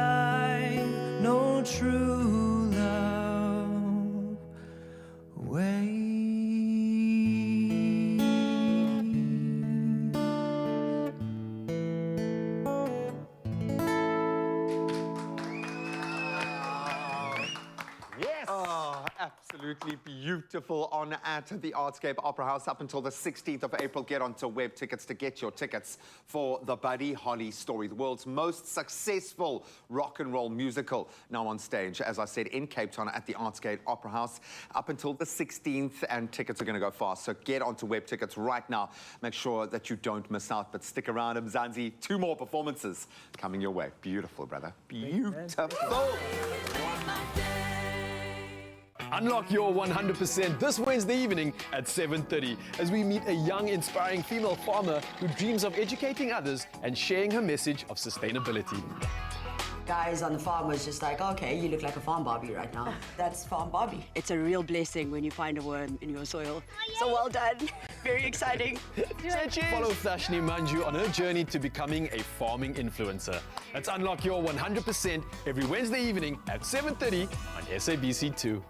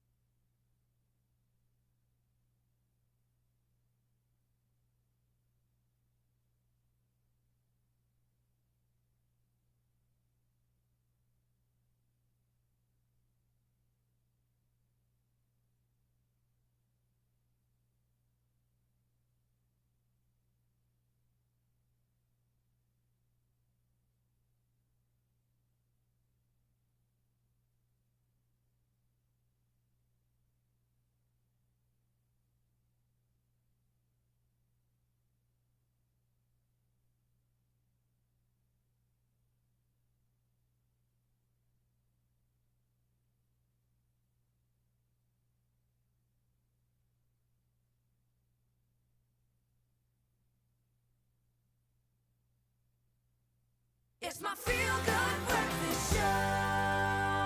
Yes, Mzansi, welcome back. Your feel-good breakfast show, and it's going to feel even better because we have 2 beautiful stalls joining us on the couch this morning. Firstly, our reigning Mrs. South Africa 2023. I'm talking about Palesa Majekane in the building, accompanied by former Mrs. South Africa and its CEO, Joni Johnson. Now, the 2 beauties will be setting sail soon on a cruise accompanied by former winners and finalists of the competition, and it's going to get hot on the waves this week. Firstly, let us say good morning to your beautiful selves. How's it going? Good, man. Welcome back and welcome to the couch, Mrs. South Africa. I've been waiting for the moment. How does that feel? I've been waiting for the moment. I'm just so grateful. I'm so grateful. This must be a year of moments. After a couple of years of non-moments, which must make this moment even more special. How has it been? How much has your life changed? Oh, dramatically, in such a positive way. I mean, I think viewers knows, but it's my 3rd time coming in. And for finally achieving the crown. After not giving up, I mean, to be placed here and sitting in front of you guys today, it's an honor. It's an honor. It's definitely a bucket list. Yeah. Now listen, I'm pretty blown away by what's actually happening here, because it's not just this title that you get to celebrate and, oh, because like a badge of honor, but there's some really epic stuff happening here. For one, I believe that you're linking up with former winners, and it's almost creating like this beautiful network. A very powerful network. Yeah, what's that opportunity like? Because, I mean, powerful women in our country is what I think we are all here for. So you're pretty much at the precipice of something magic right now. What's that feeling like? What's that link up like? Wow, so the MSC cruise is going to be amazing. And I think one thing I love about the platform and why I actually even entered is the network aspect of it, where you actually link up with amazing women from in our country and you get to share so much knowledge and power. And, you know, and the platform also affords you skills development. You know, we develop ourselves into this journey because I believe as women, we wear so many hats. And to truly come together and unite and, you know, granting us this platform for us to actually, you know, cultivate and truly forge forward as a united front as women is truly, truly, truly the best part of it. There's a formula. There is a winning formula here, okay? And I've obviously I'm old enough to see this play out, and I think we forget. Skills are transferable, and if you are a Mrs., you have been owning a certain skill set that is very transferable to entrepreneurship, to business, to leadership, to all these other roles, yet we never get to see these skills play out because you are focused on your family. Mrs. SA turns that completely, inverts it, and you see what a little bit of age and experience can do in this kind of environment. Is that the formula, Joni? What has made this platform work so well? And if it is the formula, you need to pay me for it right now because I want royalties. You said it so well, and it's funny that you use the word formula because we've actually been very intentional of trying to define women empowerment because we keep saying, you know, this is a platform, it's a women empowerment platform and a women empowerment program, but we tried to define that and we actually said, what is that formula? And we were intentional in developing the pillars of women empowerment, and those are the network that we speak about. It's the upskilling, it's the community work, it's the it's all of that combined, and and we've just become intentional and just make sure that we also hold ourselves as a company accountable to implement those things and to make sure that we continuously upskill, we continuously give the women, these women that are, as you say, are married, the opportunity to be ambassadors to, you know, your life's not over now that you're married and have kids, you know, and give them these opportunities. Again. In fact, it begins again. On a cruise. On a cruise. But I mean, you literally are living the brand and you're living inspiration. I mean, for many women out there right now watching you, I think they're definitely striving towards filling these shoes in a way. What would your suggestion be maybe for those like future Mrs. South Africa hopefuls that are out there kind of wanting to replicate some of the magic that you guys are right now and paving the way in these new spaces? What would be your like suggestion to them or word of encouragement perhaps? I mean, you own the throne now. You want to share some of that with us? You know, I think we must take the leap of faith. Often than not, we always wait for the perfect moment, and the perfect moment truly never arrives. So I think just taking that leap of faith and sowing a seed within yourself to say, you know what, I've got all these many hats, and for myself, I felt like I had so many hats. I was a mother, I was this, and then internally, Balisa was missing something. And then that's when I was like, I want to do this for me. I sat my family down, I'm like, this is what Balisa is doing this year. And I think as women, we need to be intentional about that, just choosing ourselves in the midst of, you know, and also remember, they have to tap into us, into our cup. So your cup has to be full. And the platform fulfills you in so many ways. It's like a jug just filling cups. But by association as well. And the family gets to go through this gateway with you. And obviously, we got to see the insider's view of your family with you and your hubby in KZN on The Insider. How have they put this in perspective? What's their reaction been like? What's it like them being on TV with you now that because you're not alone and you've got your team around you now. What's this journey been like for them? You know what? I am where I am today because of my tribe. I call them my tribe. 100%. My children are loving this journey. I mean, they're like, Mom is famous now. So I have to go to school in my crown for my son. They need to see it. They do. But truly, they've been such a support system, and it's very important, you know, as women that want to enter into this platform to make sure that they have family around them that truly supports them, because it's quite a journey, and you need support. You need support, especially from your husband, especially from your children. Well, you go cruise the world. They need to stand there. We do. Well, ladies, thank you so much. Thank you so much for joining us. Honestly, I think it's a breath of fresh air when it comes to what is possible, and especially for women in our country, and you're kind of paving the way for that. So I think now's your time to own that throne and celebrate this moment, especially, Joni, what you're doing with the organization is absolutely incredible, and I wish just more of this every single year. and we can celebrate with you. So thank you again, and wishing you nothing but magic as you enter that trip. Yeah. Awesome. Thank you. Thanks for having us. Always so great being here. You can head over to mrssouthafrica.co.za to find out how you can join this incredible community and, yes, possibly go on a cruise next year, but ultimately join the strategic network that is changing the country, and we love it. Thank you very much, Jen. Staying on that inspirational note this morning, for youth seeking an adventure of a lifetime, the President's Award may be the initiative to join. Now, the organization aims to provide an opportunity for growth in young learners from skill development and physical recreation, community service, and, of course, the adventurous journey. So let's quickly take a look at their most recent trip.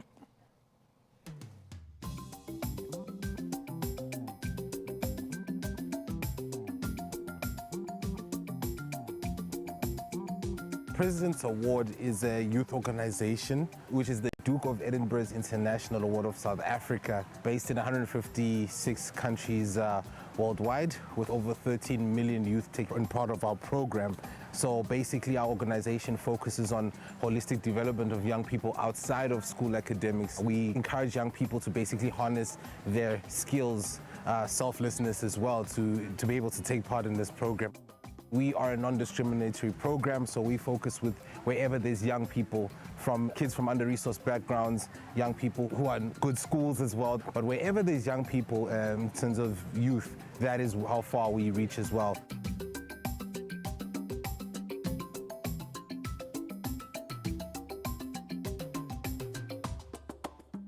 So today we are here with some of the President's Awards groups. We're taking them on a nice educated bushwalk.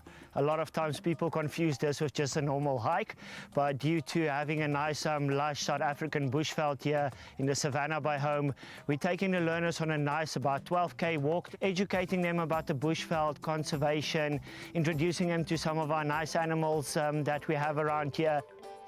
For the youth of South Africa, they are going to be our futures. We are getting old. Our days are in the middle already, so I think inspiring them to get into this program, the communities, will create a nice positive vibe. They also get some motivation, some nice things to do. They get out in the world. But for me, the biggest thing about President's Awards and make it so viable for me, the youngsters are growing up in a nice, positive, energetic environment, and we empower our youth to make our futures better again.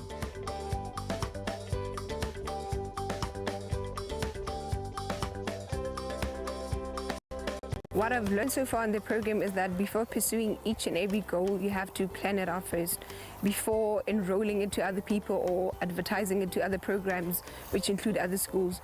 So it basically increases your confidence and encourages you to be more confident as well.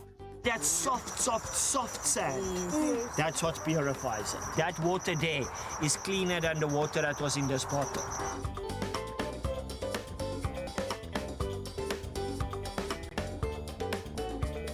So basically we teach the soft skills for our participants to basically harness their abilities, their talents as well. So we ensure that when we have this program for our young people, they basically select what type of activities they get into. We have 3 levels. Under those 3 levels, the 4 pillars are done. We have service, skill, physical recreation, and an adventurous journey, as you can see. So what we encourage our participants to do is to undertake a service of their choosing, as well as doing a skill, for example, playing an instrument, learning about animals, and also physical recreation such as sports. So we look within each section for our participants to reach their goals within a specific amount of time to get to their goal, where they're achieving their bronze level, silver level, and gold as well.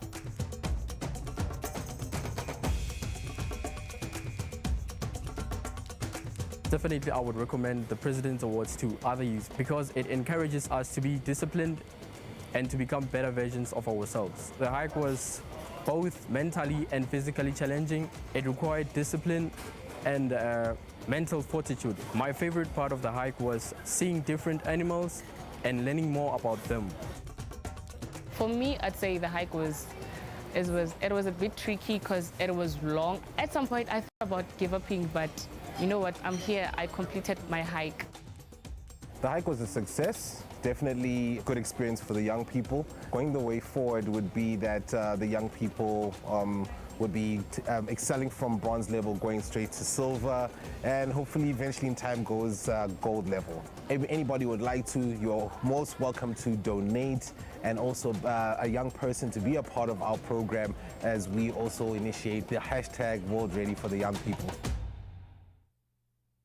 Imagine you can do that every day, man. What a cool initiative. If that was school, I'd finally pay attention.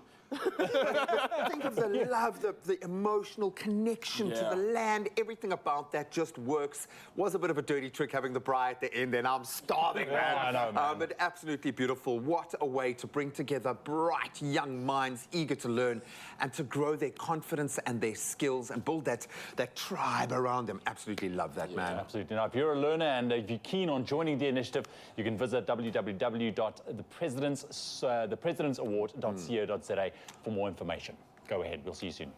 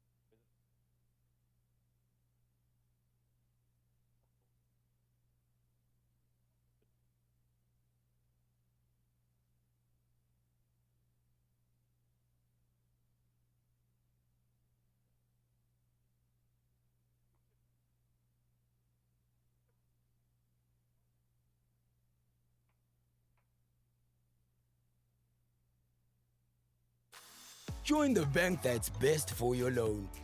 Choose up to 200 Rand cashback monthly with a personal loan. Apply for a personal loan and a savvy account today. Nedbank, see money differently. It's my feel-good breakfast show. Oh yes, Mzansi, welcome back. Your Feel Good Breakfast Show, celebrating so much the start of the week, and also a beautiful woman, of course. Mrs. South Africa is still here, doing the most, honestly, so much so that I can't even remember how to do my job, so I'm just going to ask her to take it over from here. Do the honors, my lady. Thank you so much. I really appreciate it. So now it's time for the news roundup with Ewan. Nice. Yes. Love it. Thank you, Mrs. South Africa Palesa. Awesome having you a part of the show this morning. It is such a time. It is 1 minute ahead of 8 o'clock. Let's quickly take a look at your news headlines for the last time.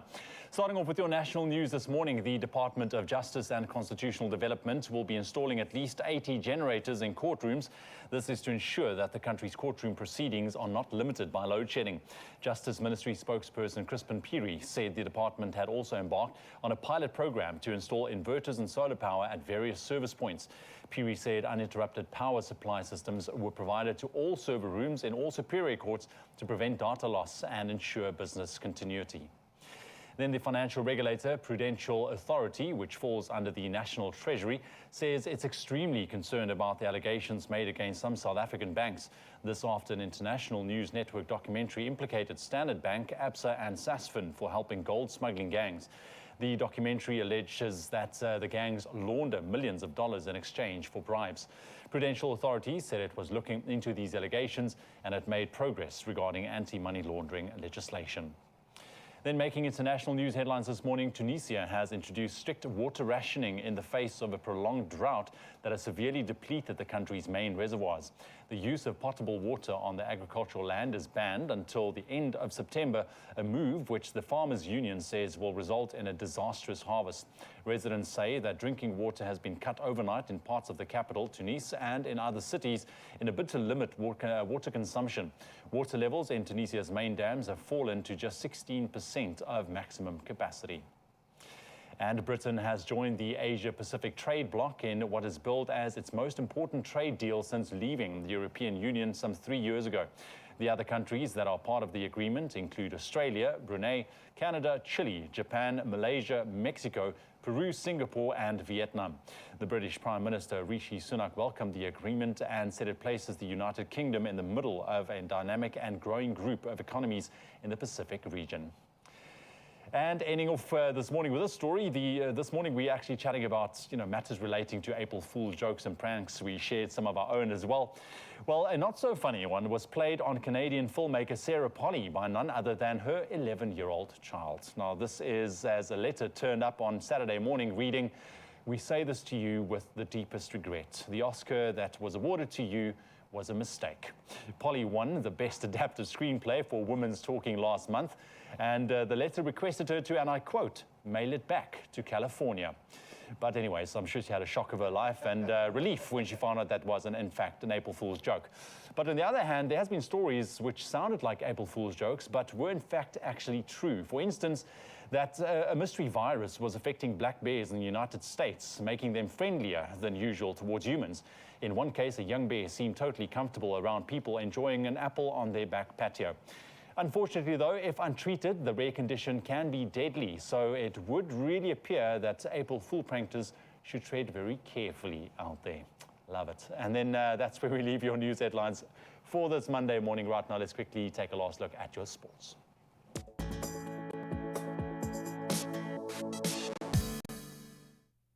Just the African burn bear syndrome.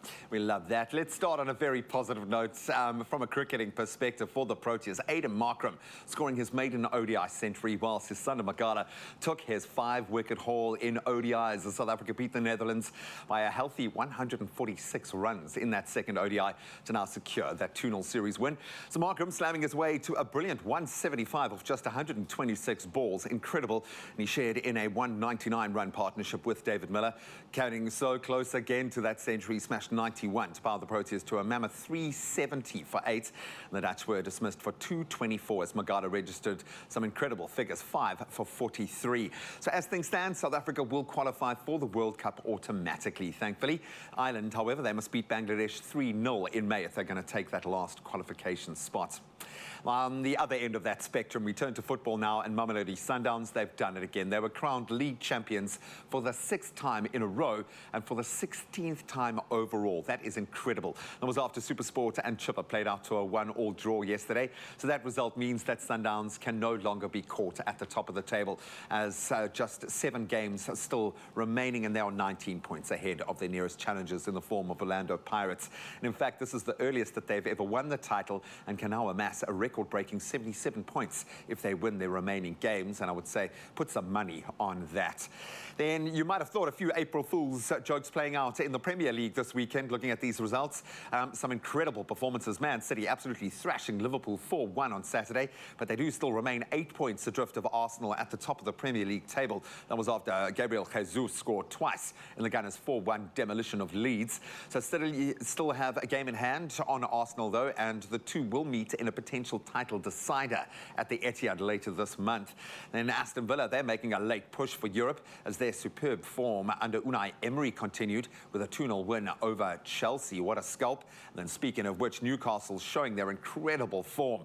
They moved up to 3rd after beating Man United 2-0 to leapfrog their opponents on the table. Then, of course, Everton will play Spurs tonight. That might change things in the top 4 just a little bit. And then finally, we turn to Formula 1. Max Verstappen won a chaotic and controversial Australian Grand Prix that finished under a safety car after a crash-affected restart. So the Red Bull driver led Lewis Hamilton and Fernando Alonso home to set the podium. And that was despite Alonso being tagged into a spin at a restart with 2 laps to go and then dropping to the back. So under FIA regulations, the finishing positions were taken from the last restart, with the cars then having to complete a final lap behind that safety car. But to add to the controversy, Carlos Sainz was given a 5-second penalty for causing that decisive crash at the first corner by tagging Alonso's car. And that dropped him from 4th to 12th and out of the points. A lot of spice this early in the season, and we are here for that. But that's where we wrap our sport on this Monday morning. I want to say that I hope the roads are a little less crazy, but I have a feeling there are a few incidents to report on. Raul's going to get you to work safely.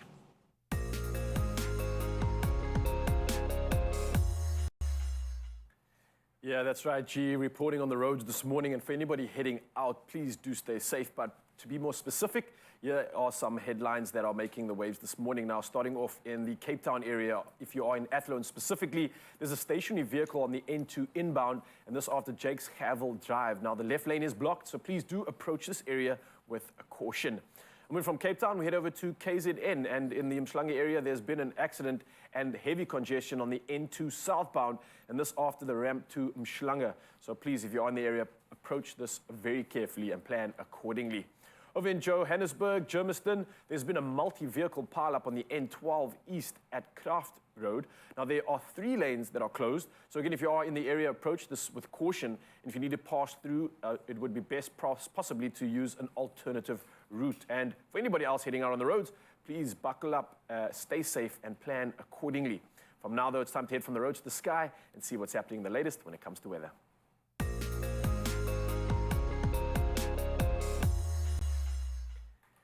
Reporting on weather news this morning, and something we touched on in our first report. Now it is heading over to the States, where at least 26 people have lost their lives after a new series of tornadoes tore through towns and cities in the south and Midwest of the United States. Now, homes were destroyed and thousands left without power after huge storms caused devastation across several states. Now, there have been more than 80 reported tornadoes since the 31st of March, and this being said by the National Weather Service. Now, the deadly tornadoes come a week after a rare long-track twister which killed 21 people in Mississippi. Now, many of the same areas in the central U.S. that were hit by violent thunderstorms on Friday and Saturday face a similar threat tomorrow, as an even stronger system takes aim at the region, with many modes of severe weather ranging from damaging winds to large hail and powerful tornadoes. Now, this coming through from a warning from meteorologists themselves. Now, similar to Friday, at least 17 central states of the U.S. are at risk of experiencing severe weather and tornadoes tomorrow. Well, our thoughts definitely go out to all those families that are affected. But for now, though, it's time to head over from our weather news to our sunrise views, and that's sent in by you, our incredible viewers. And starting us off on our 8 o'clock edition, we've got Anu out in Boksburg, who stopped at the robot, and we can see clearly why, showcasing this magical view. It's bold orange tones fluffing through the clouds. It looks like a pastel painting, and I absolutely love it. Thank you so much, Anu. Lovely, lovely shot. Nicholas Meyer and Hartenbos always sharing views, and this one is topping the list. I mean, look at this, an absolute wow. The sun just peeking through the mountains. I love it. Thank you so much. Geraldine comes through next from Simonstown, standing outside her garden, watching the sun rising up over the ocean. And this truly is a perfect daily view to wake up to.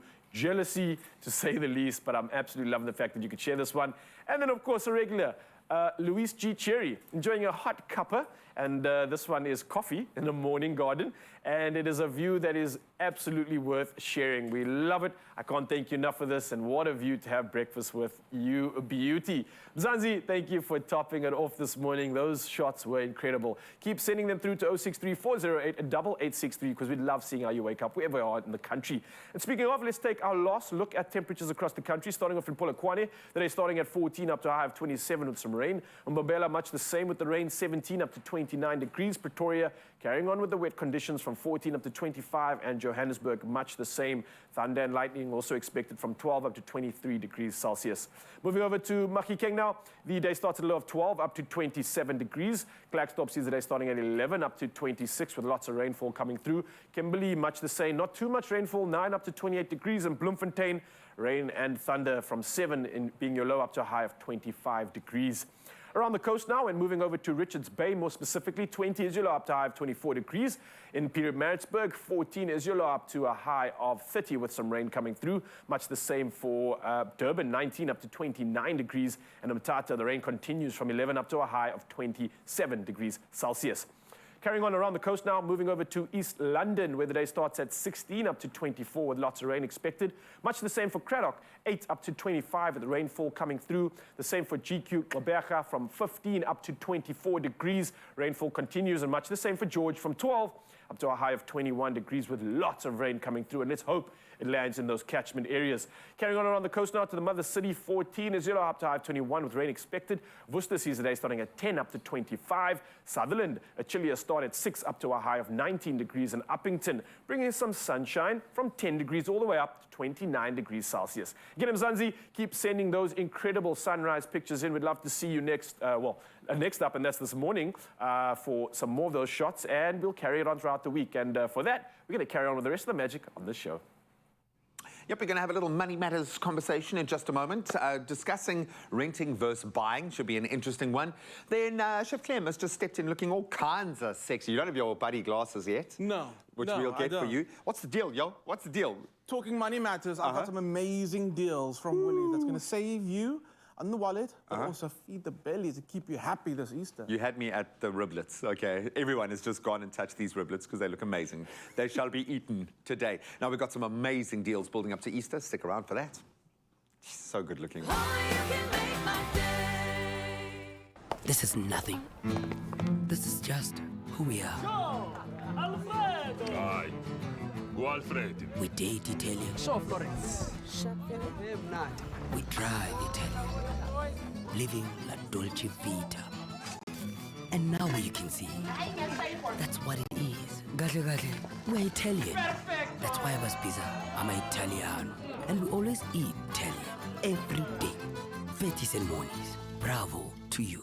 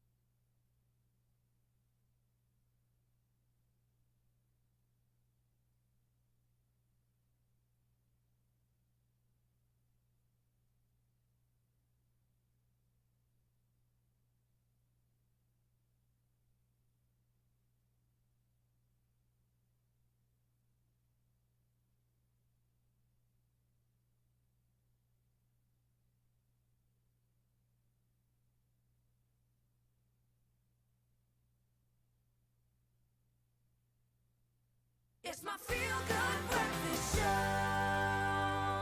Welcome Welcome back to your feel-good breakfast show. I'm dragging out because we're having such a good time. We don't want the time to just end, man.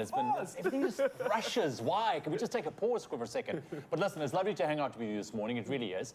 Now, the question is, right now, to buy or to rent? Ooh. Yep, that's the big question for today in our Money Matters discussion. Now, we invite you to join the conversation as well online using the hashtag Our Money Matters. We also have the lovely Mrs. South Africa, Palesa Machigane, with us this morning. Thank you very much for joining us. Thank you for having me. So, yes, renting, buying, what should we do? What's your situation currently? Are you homeowner? Do you rent?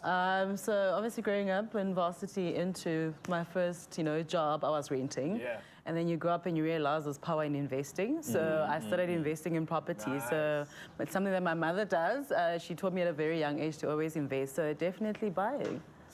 They're not just a pretty face. I told you this. These women are incredible. No, they're here for a reason. Occupy this platform for a reason. I love that. But listen, there's this debate going on currently, and I think a lot is changing when it comes to our financial positions and interest rates and stuff. So when it comes to buying versus renting, what is your take on the matter? I want to open this discussion up to you. I mean, you obviously mentioned the fact and your position right now, but what would maybe your advice be if we could even say that? Is it a smart thing to buy right now? I mean, considering the rate that you'd have to repay on a bond, it's quite high, right? No, it definitely is. I mean, I know currently my sister also wanted to buy, but she... It's exorbitant. It's too expensive. It's not affordable, and as it is, even your salary does not even cover, most of it. So I think for the moment, I would say save, and then gradually see yourself into how it evolves, how the recession then picks up, and see. Play a wave. Always obviously be on the lookout, and then just take your time to assess out. At the right time, when to invest. Timing is definitely. Obviously, there's on the other side as well, like you said, saving, obviously, because there are those exorbitant fees that you need to pay or need to have or look at when you buy a property. But on the other end, renting, especially nowadays, if you take a look at also Cape Town, it is so expensive to rent, so the chance of trying to put away money is just as difficult. So you are sitting with this kind of in between, and what is the right thing here to do? Because you want to invest. I must say, I was desperate for my own property for a long time. It was always a massive goal of mine. But for 2 years, I couldn't afford it. And I thought to myself, well, I can still save because that's going to help me put on a bigger deposit later on when the timing is right. And literally, I lived in a cupboard for 2 years, just saving, thinking of that dream. And it does help you in the end because that deposit can help reduce those payments monthly. So I definitely agree with what you guys are saying. There isn't really a right way, but the timing is something you got to wait for. And renting is a great option to kind of save while you're waiting for that perfect moment and that perfect home. And again, I think people need to take into account that when you take a look at property as investment, if you're going to buy a house and you're going to go live in it, that's not necessarily an investment. It's that second property that you're going to do the business with, which is a good thing. But then again, homeowners, like we just spoke about off air, the interest rate hikes. It's taking a knock right now. That is jumping. There's so much increases with regards to being a homeowner. I'm in that position as well. I mean, I've been owning my home for the past 10 years now. You're feeling that increase, and I can feel those increases more than ever now. It's a couple extra thousand rand a month. But let's play into the space of, if we could, one day, if you had a choice, you could live anywhere in the world. So where would it be? What would it look like? Describe it to us. Because I know it's probably going to happen pretty soon, the rate you go. Listen, I love my home. I'll definitely invest in my home. I love South Africa. I think South Africa is absolutely beautiful. Where in South Africa? Where in South Africa?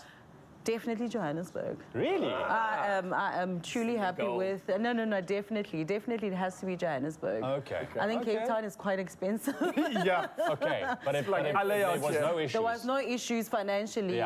Okay, Cape Town. Cape Town? I love the beach. I love the ocean. My kids will definitely love it here. And I believe the schooling system is absolutely amazing. So definitely Cape Town. Okay. I would love to be somewhere by the beach. I know that we live in Cape Town, but I want like a little town, somewhere where I have a little beach house. A little getaway. That's where I would go invest. Or in the mountains or something like this. I love the mountains. We have nature. I'm with you on this one. Yeah. I'm definitely with you on this one. Nature boy. Yeah, of course. So you can join the conversation as well. Plus, thank you again for obviously sharing your insights. I think it's obviously very inspirational. But for you as well, Mzansi, join in on this conversation. Use the hashtag #OurMoneyMatters and let us know if you think it is better to rent or to buy. And if you are in the market to buy, well, then get this. If you take out a home loan with Nedbank and open a transactional account with them, you could qualify for up to 20,000 Rand in cash back plus 50% off your attorney bond registration fee when applying online or via the Money app. How epic is that? Okay, that's a big saving. It's definitely a big saving. Now, that's a huge actually saving. Yeah. So to find out more, visit nedbank.co.za. You must be wondering how I got here, man. Enjoying Bomadi sushi, got you fucking knife over bubbles of sparkling water. But I didn't know the changes, Joe. Because I chose Nedbank, the bank that gives you discount upon discount in this country. I'll call it a bank with benefits, eh? Yeah. Value guaranteed. Seriously? Seriously. Not to terrify you or anything, but are you prepared for the long weekend? Are you prepared for the throngs of people who are coming to visit you because you're the most awesome human being on the planet and people have to see you? If not, don't stress. We want to help you plan the ultimate Easter feast with a whole week of instant savings on delicious braai mains, your favorite sweet treats, and, well, it feels like almost everything and anything. Even a clem, okay? You get your very... No, you don't. Unfortunately, we can't give them away. But don't miss out on their 7-day Easter deals, all available in-store, online. And, of course, this ends on the 9th of April, so you want to get on it. Okay, walk us through, because this, I was asking if I could just take home. I'll be fine. While the family's away, this will look after me. Yeah. These are big, man. These are big, good deals. It's all about those Woolies rewards, and that's why you got to have the W Rewards card. It makes applies a to you. difference. Any 2 marinated braai items, you'll get 20% off. On both? Like you get 2, and we'll just take 20% off the price. Talking about 20%, same thing with Fantasticals. Any 2 Fantastical items from the range, get 20% off. Wow. Then, the one that's going to get people really worked up is any 2 dairy ice creams, the 2 liters, 160 Rand. So, we know the tin roof ice cream. Then, how do you pronounce this? Stracciatella. You know it, you know it. It's delicious. How would you describe it? Because it's kind of like a vanilla ice cream for grown-ups that doesn't have alcohol in it. If that makes any sense. And it's super decadent, and there's tiny flakes of chocolate in there, like angels are just broken up, those tiny little flakes. Engel hit. You know it, you know it. And every spoonful has about like 1,000 flakes of chocolate in it. It is so decadent, it is so delicious. Why are we talking ice creams pre-winter? Because everybody knows ice cream tastes better in the winter. But this is also great value. When you can score ice cream like this on a good deal, this is like every time my kid walks into the kitchen with that look of like, I need something, you're like, scoop, dump, bam, done. Love it. Parenting skills, right? Yeah. The biggest, toughest thing here is choosing what to take out of the deals that are available, but the most important thing is that you make sure you don't miss out on 7 days of Easter deals from Woolies. You can shop them right now. What we've seen on display, it's yours, but you've got to do it right now. Tune in then on Wednesday because Chef Clem is going to be preparing the ultimate Easter feast. I'm getting nervous just talking about that because you've done some ultimates before. I mean, I wasn't told I'm doing this on Wednesday. I'm doing a what? An ultimate Easter feast? The ultimate, not just an Easter feast, the ultimate. I got to leave now because I got to get working on that, so all you. He's going to start rearing the chickens right now. No, we are here for that, so we've got you covered from the best ingredients to that ultimate Easter feast on Wednesday, but I would get into store right now and clock these deals for yourself.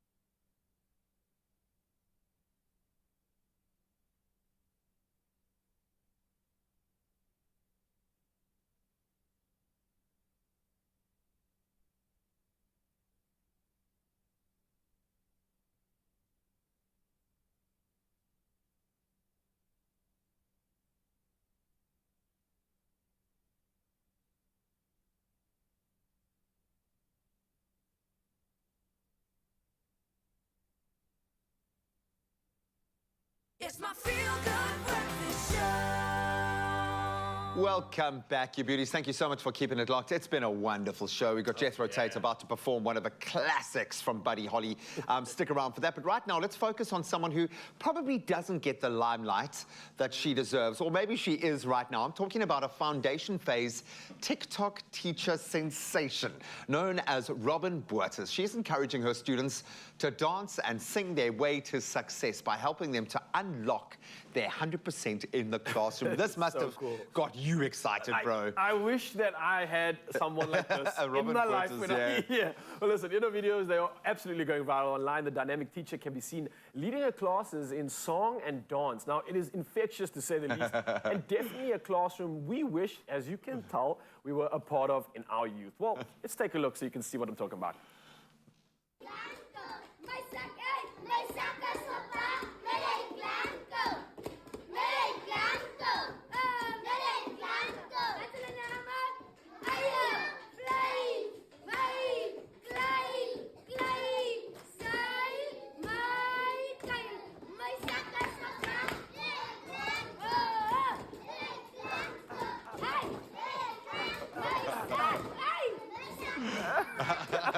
It is suck up. I absolutely love that. But you can hear the kids' excitement and involvement. And you know, when you think of a teacher having to find a way into that child's mind, how do you unlock? And with these kids, how do you find that commonality? And with children, they just want to have fun, man.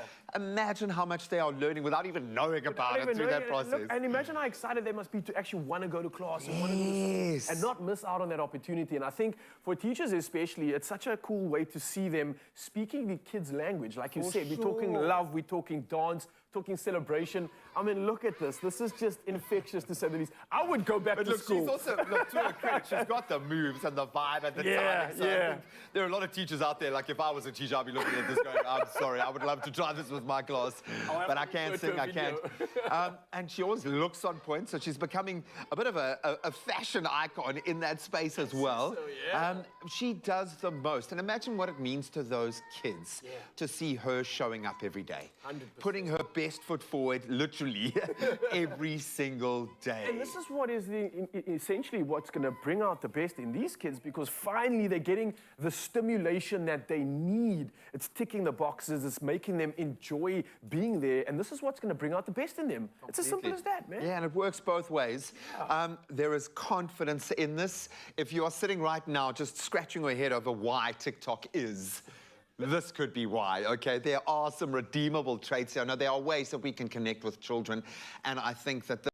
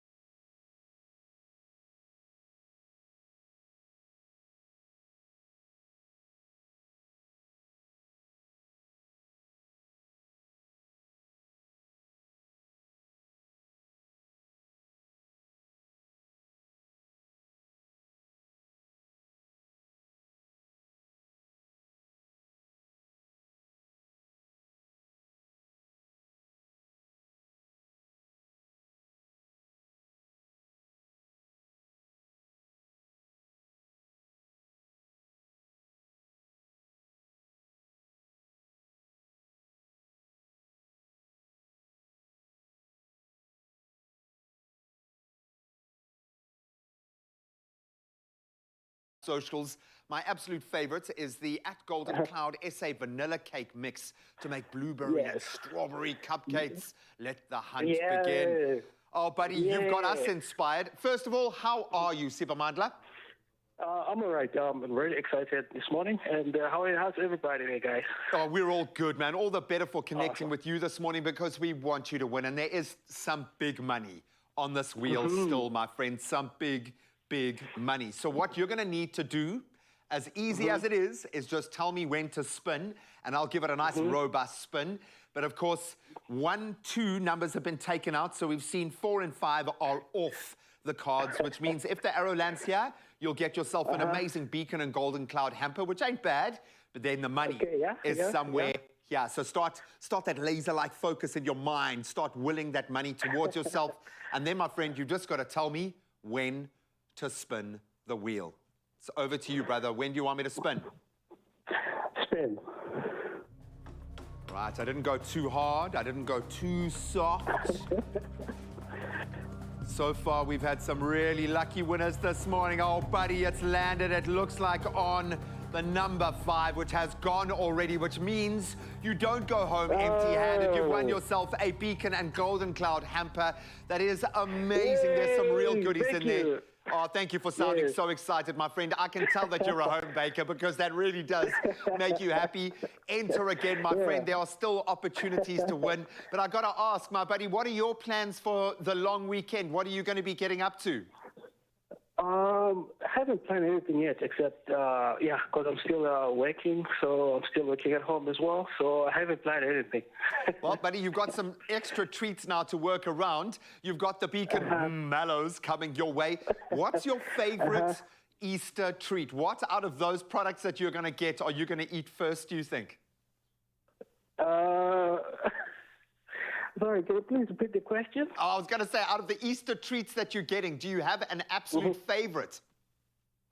The Easter eggs, chocolate Easter eggs, the marshmallows, yes.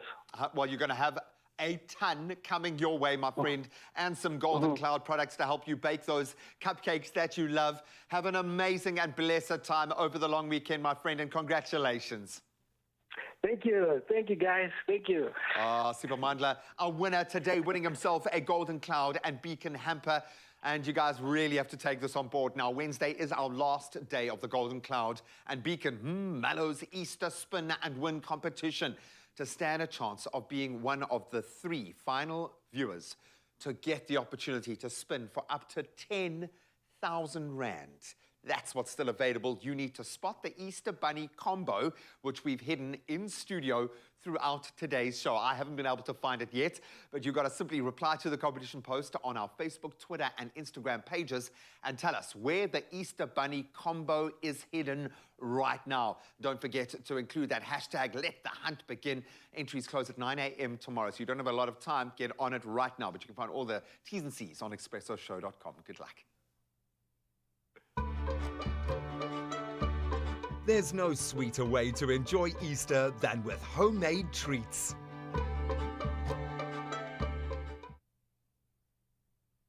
Oh, it's all about those sweet treats. We are excited for Easter, that is for sure. And listen, nothing screams like Easter celebrations than a trifle. Look at this Easter trifle, and it's going to be made by the lovely Nondamisa. Hello, my love. How are you? Lovely to have you. And we have Mrs. South Africa in studio, Palesa, as well, joining us. Ladies, I feel very blessed and lucky today. So we are making some Easter treats, you say? Yes, we are. But I love a good trifle, though. I know, right? So Never good. goes wrong. It's always a win. Never ever going to disappoint. We love it. It's always a win. Yes, always. Okay, so what do we need to do? We're going to start by baking our carrot cake. So you're going to whisk together our wet ingredients for us. Okay. And then we want to basically add the dry ingredients to that, okay?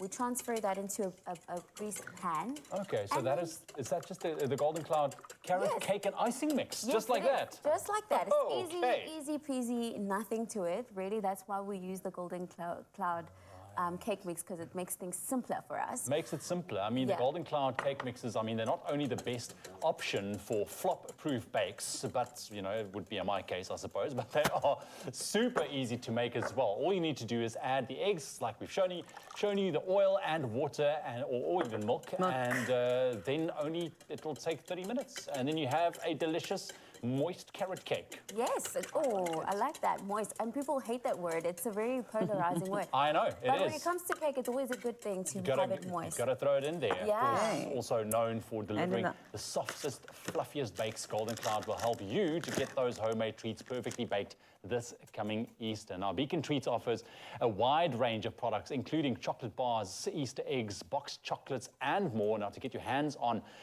this exquisite recipe, you can visit our website, expressoshow.com, and we're going to be using those delicious Beacon products in our trifle I see as well. Yes. How's it going there, Palesa? It is coming together. I've just mixed all the wet ingredients and put some icing into it as well. All right. So now I'm just doing the mixing. Yes. And it smells good. It smells amazing. It smells amazing. You're doing an excellent job. Yes. Okay. Okay, in the meantime, I'm just going to soften our cream cheese here. All right. And then I'm going to add in our cardamom. Yeah, it's moving. I'm here for this. Yeah, this is where your hands come in very handy. Okay. We're going to sort of mix that with the cardamom. And in the meantime, Balisa is going to transfer the cake mix into the baking pan. And we are going to bake for about 15 to 20 minutes. Okay. Now, doesn't that smell incredible? Yeah. All right. Looks like my egg beater is also stealing some of our delicious cream cheese. It really does. It's taking up all the cream cheese. We want to fold in with this cream cheese. I'm going to just finish off with this spatula, I think. And we want to fold in our cream, our fresh cream. Okay. Let me help you out here. Please, look at that. I love that smell, eh? It's so Eastery. Lovely. Yeah. Absolutely lovely. Okay.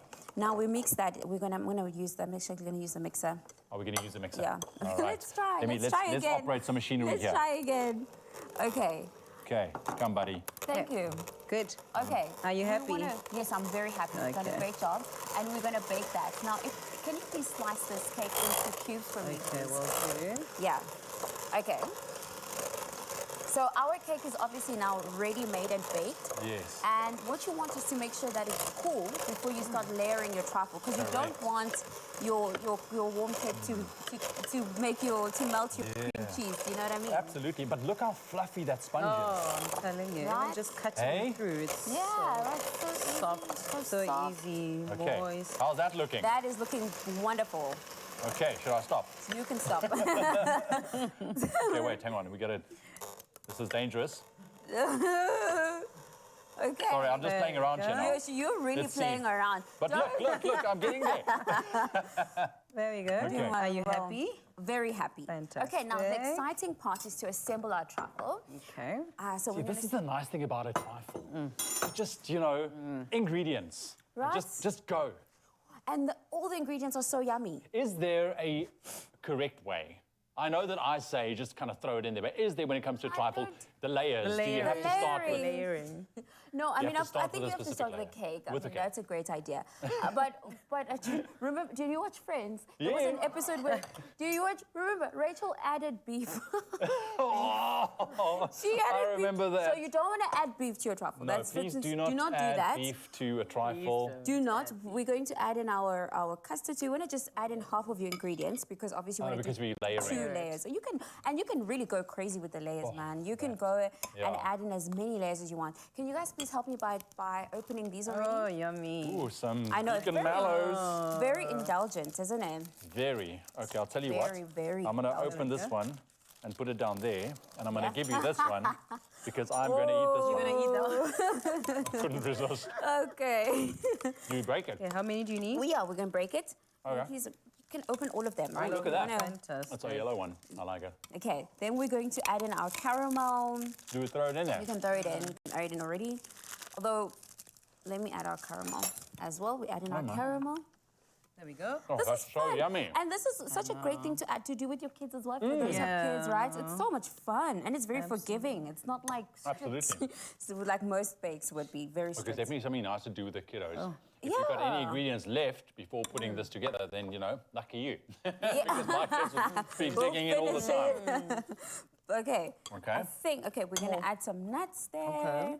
Add some nuts. Okay, so you can really also get creative. And then we start the process again, right? Now Right, we're so going to some add more more cake. cake. More cake. And, you know, and so it goes. But it should end up looking like that, which is, you can see, very beautiful. And then we got these hard, the white ones. Yeah, so we're going to, yes, we're going to add the white. You want to break those? If we still have time, How we do don't I have break it? anymore.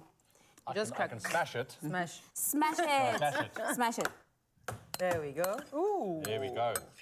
Yes. Oh, look, decoration. There we go. Yeah. Just so we know. Okay. Well, We you are- have a Looks sweet yummy. tooth. I've got a sweet Is tooth. it? Yeah, no. Oh, it's such a curse. I also have a sweet tooth. It's like, literally, it's the worst thing I've to got have. a sweet tooth. I mean, I'm always baking with my children at home and just, I love truffles because you can just play around and, you know, create your own as you go. Yeah, exactly, right? Yeah. And you can use the ingredients that you have. Yes. We could obviously add more Easter eggs in there. So what you're saying is we can just keep going. We could go on and on and on. Right.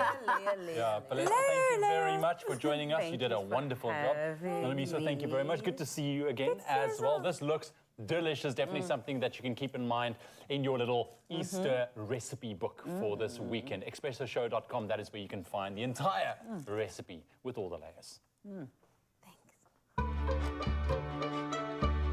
There's no sweeter way to enjoy Easter than with homemade treats.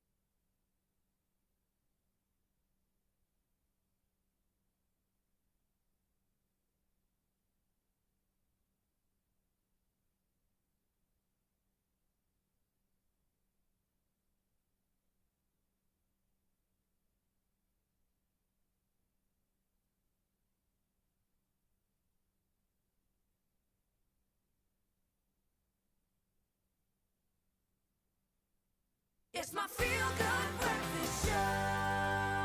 Welcome back. It's just Heston Blumenthal and Clark Kent presenting Expresso this morning. I love it. I'm here for that. I wish I could cook like that on this show. It would help a lot. Yeah, we're having a lot of fun this morning. Thank you so much for joining us for what has been an absolute blast. Hopefully you weren't fooled on April Fool's. What was it like for you? That was the question we posted. Were you nailed or was it an April Fool's fail? Dun, dun, dun. You clearly got Carl I got quite it good. Yeah, let's see. CERN says Emo Adams said he was going to be the newest presenter on the show. I think he got a few. Yeah. He got a few thousand people. Abigail Boyson. I also fell for that one. I've been sitting in front of the telly since 6 a.m. waiting for Evo. Maybe this has been the best PR exercise ever for the show. For sure. Brilliant. I love it. Who else do we have? Shanae. Hello, said, I played an April Fool's joke on my husband telling him I'm pregnant and told him the same night it was a joke, only to find out a couple of months later I was actually really pregnant. Never again. Will I play an April Fool like that? That is a, you know, I feel that is almost like when draws the line with an April Fool's joke. I will literally have a heart attack in the moment, a brain aneurysm. I say that because I've experienced it. Yeah, no, I've been there. I like Dale, just proclaims it. I never got April Fooled. Can't fool a fool. Yo. Nice. That's my hashtag for the day. Can't fool a fool. Well, hopefully you weren't fooled this April Fool's, and if you were, I hope you were able to chuckle about it afterwards. But it ain't no April Fool joke right now. We have got one of the most talented young performers in the country right now, occupying one of the coolest roles in musical theatre. Doesn't get cooler than this, yeah. And we are not messing around. We're not fooling around. This is the real deal. And we're going to carry on celebrating right now because we're talking about one of the most popular shows that's probably hit anywhere in the world when it comes to rock and roll. We're talking about Buddy Holly, the Buddy Holly story itself. Now, it's the most successful rock and roll musical. It's now on stage in Cape Town at the Artscape Opera House until the 16th of April. And those tickets are available at Web Tickets, so make sure to purchase and do not miss out. Now, before this final performance, brother, I believe that after the Artscape here in Cape Town, you're going to be heading to the Teatro in Monte Casino, right? So you're heading off to Joburg, you're sharing this magic with the rest of South Africa. What are you hoping to achieve on this incredible journey that you're on, man? Sure, I think just to kind of pay tribute to Buddy and hopefully do him justice and not have people going, oh, he didn't do too well.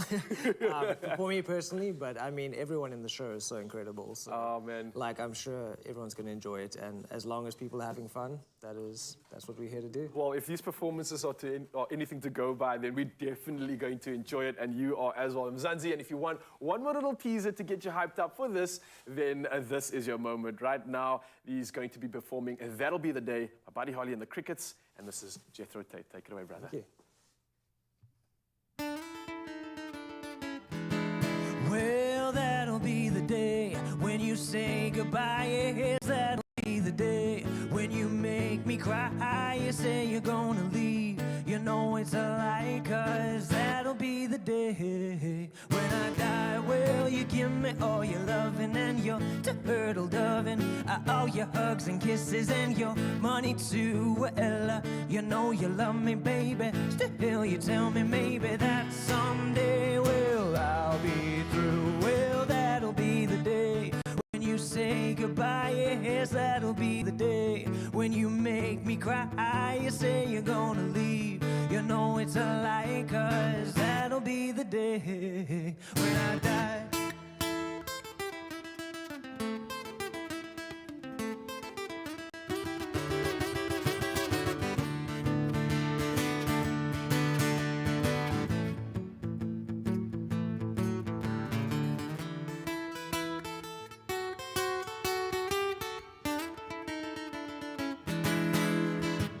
When Cupid shot his dart, he shot it at your heart. So if we ever part and I leave you, you sitting on me and you tell me boldly that someday, well, I'll be through. Well, that'll be the day when you say goodbye. Yes, that'll be the day when you make me cry. You say you're gonna leave, you know it's a lie, 'cause that'll be the day when I die. Well, that'll be the day. Ooh, that'll be the day. Ooh, that'll be the day. Ooh, that'll be the day.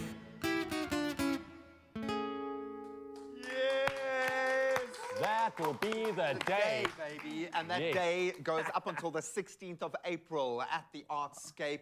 And you can see this man performing live here in Cape Town. Get your tickets, Web Tickets, before he moves up to Johannesburg. I think we left Jethro Tate a while ago, and he's now just Buddy. Absolutely beautiful. Ladies, thank you so much for joining us this morning. So great being here. Tough life. The cruise awaits. All the best. Johnny, just very quickly, how can women connect to this platform? If you want to enter Mrs. South Africa, how do you go about it? Absolutely. Thank you, Graham. MrsSouthAfrica.co.za. All the information's there. go check us out, as well as on our social pages. Enjoy the cruise, ladies. Thank you. Thanks for having us. Look how excited they are. I know. Come on, I don't know why. I absolutely don't know why. Cruise, I can feel the We cannot wait. We cannot wait. We unfortunately can't enter this one, okay? It's not for us, but thank you so much for shining this light. Absolutely love what you guys are doing. Joni, keep it up. Enjoy your rain, missus. And now that we know that you've got a cruise waiting every year, you are sorted for the future. I feel like because we've got him here, we need to squeeze out one more. Exactly, guys. Thank you very much for joining us this morning. It's been so lovely to kickstart this week on a feel-good note. But for now, here's Jethro Tate as Buddy Holly. One more boy. Oh, boy. This one's called Peggy Sue.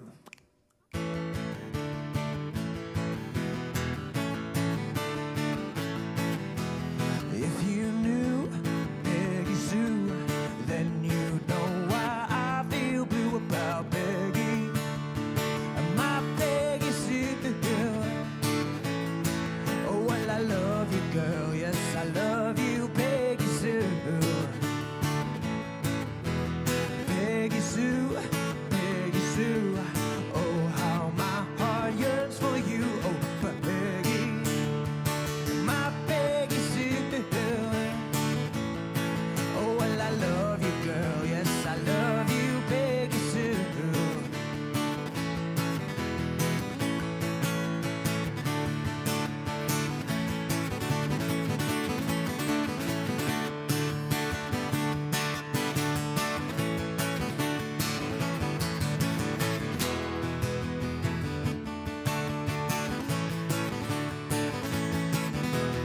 Peggy Sue, Peggy Sue, pretty, pretty, pretty, pretty Peggy Sue. Oh, Peggy, my Peggy Sue.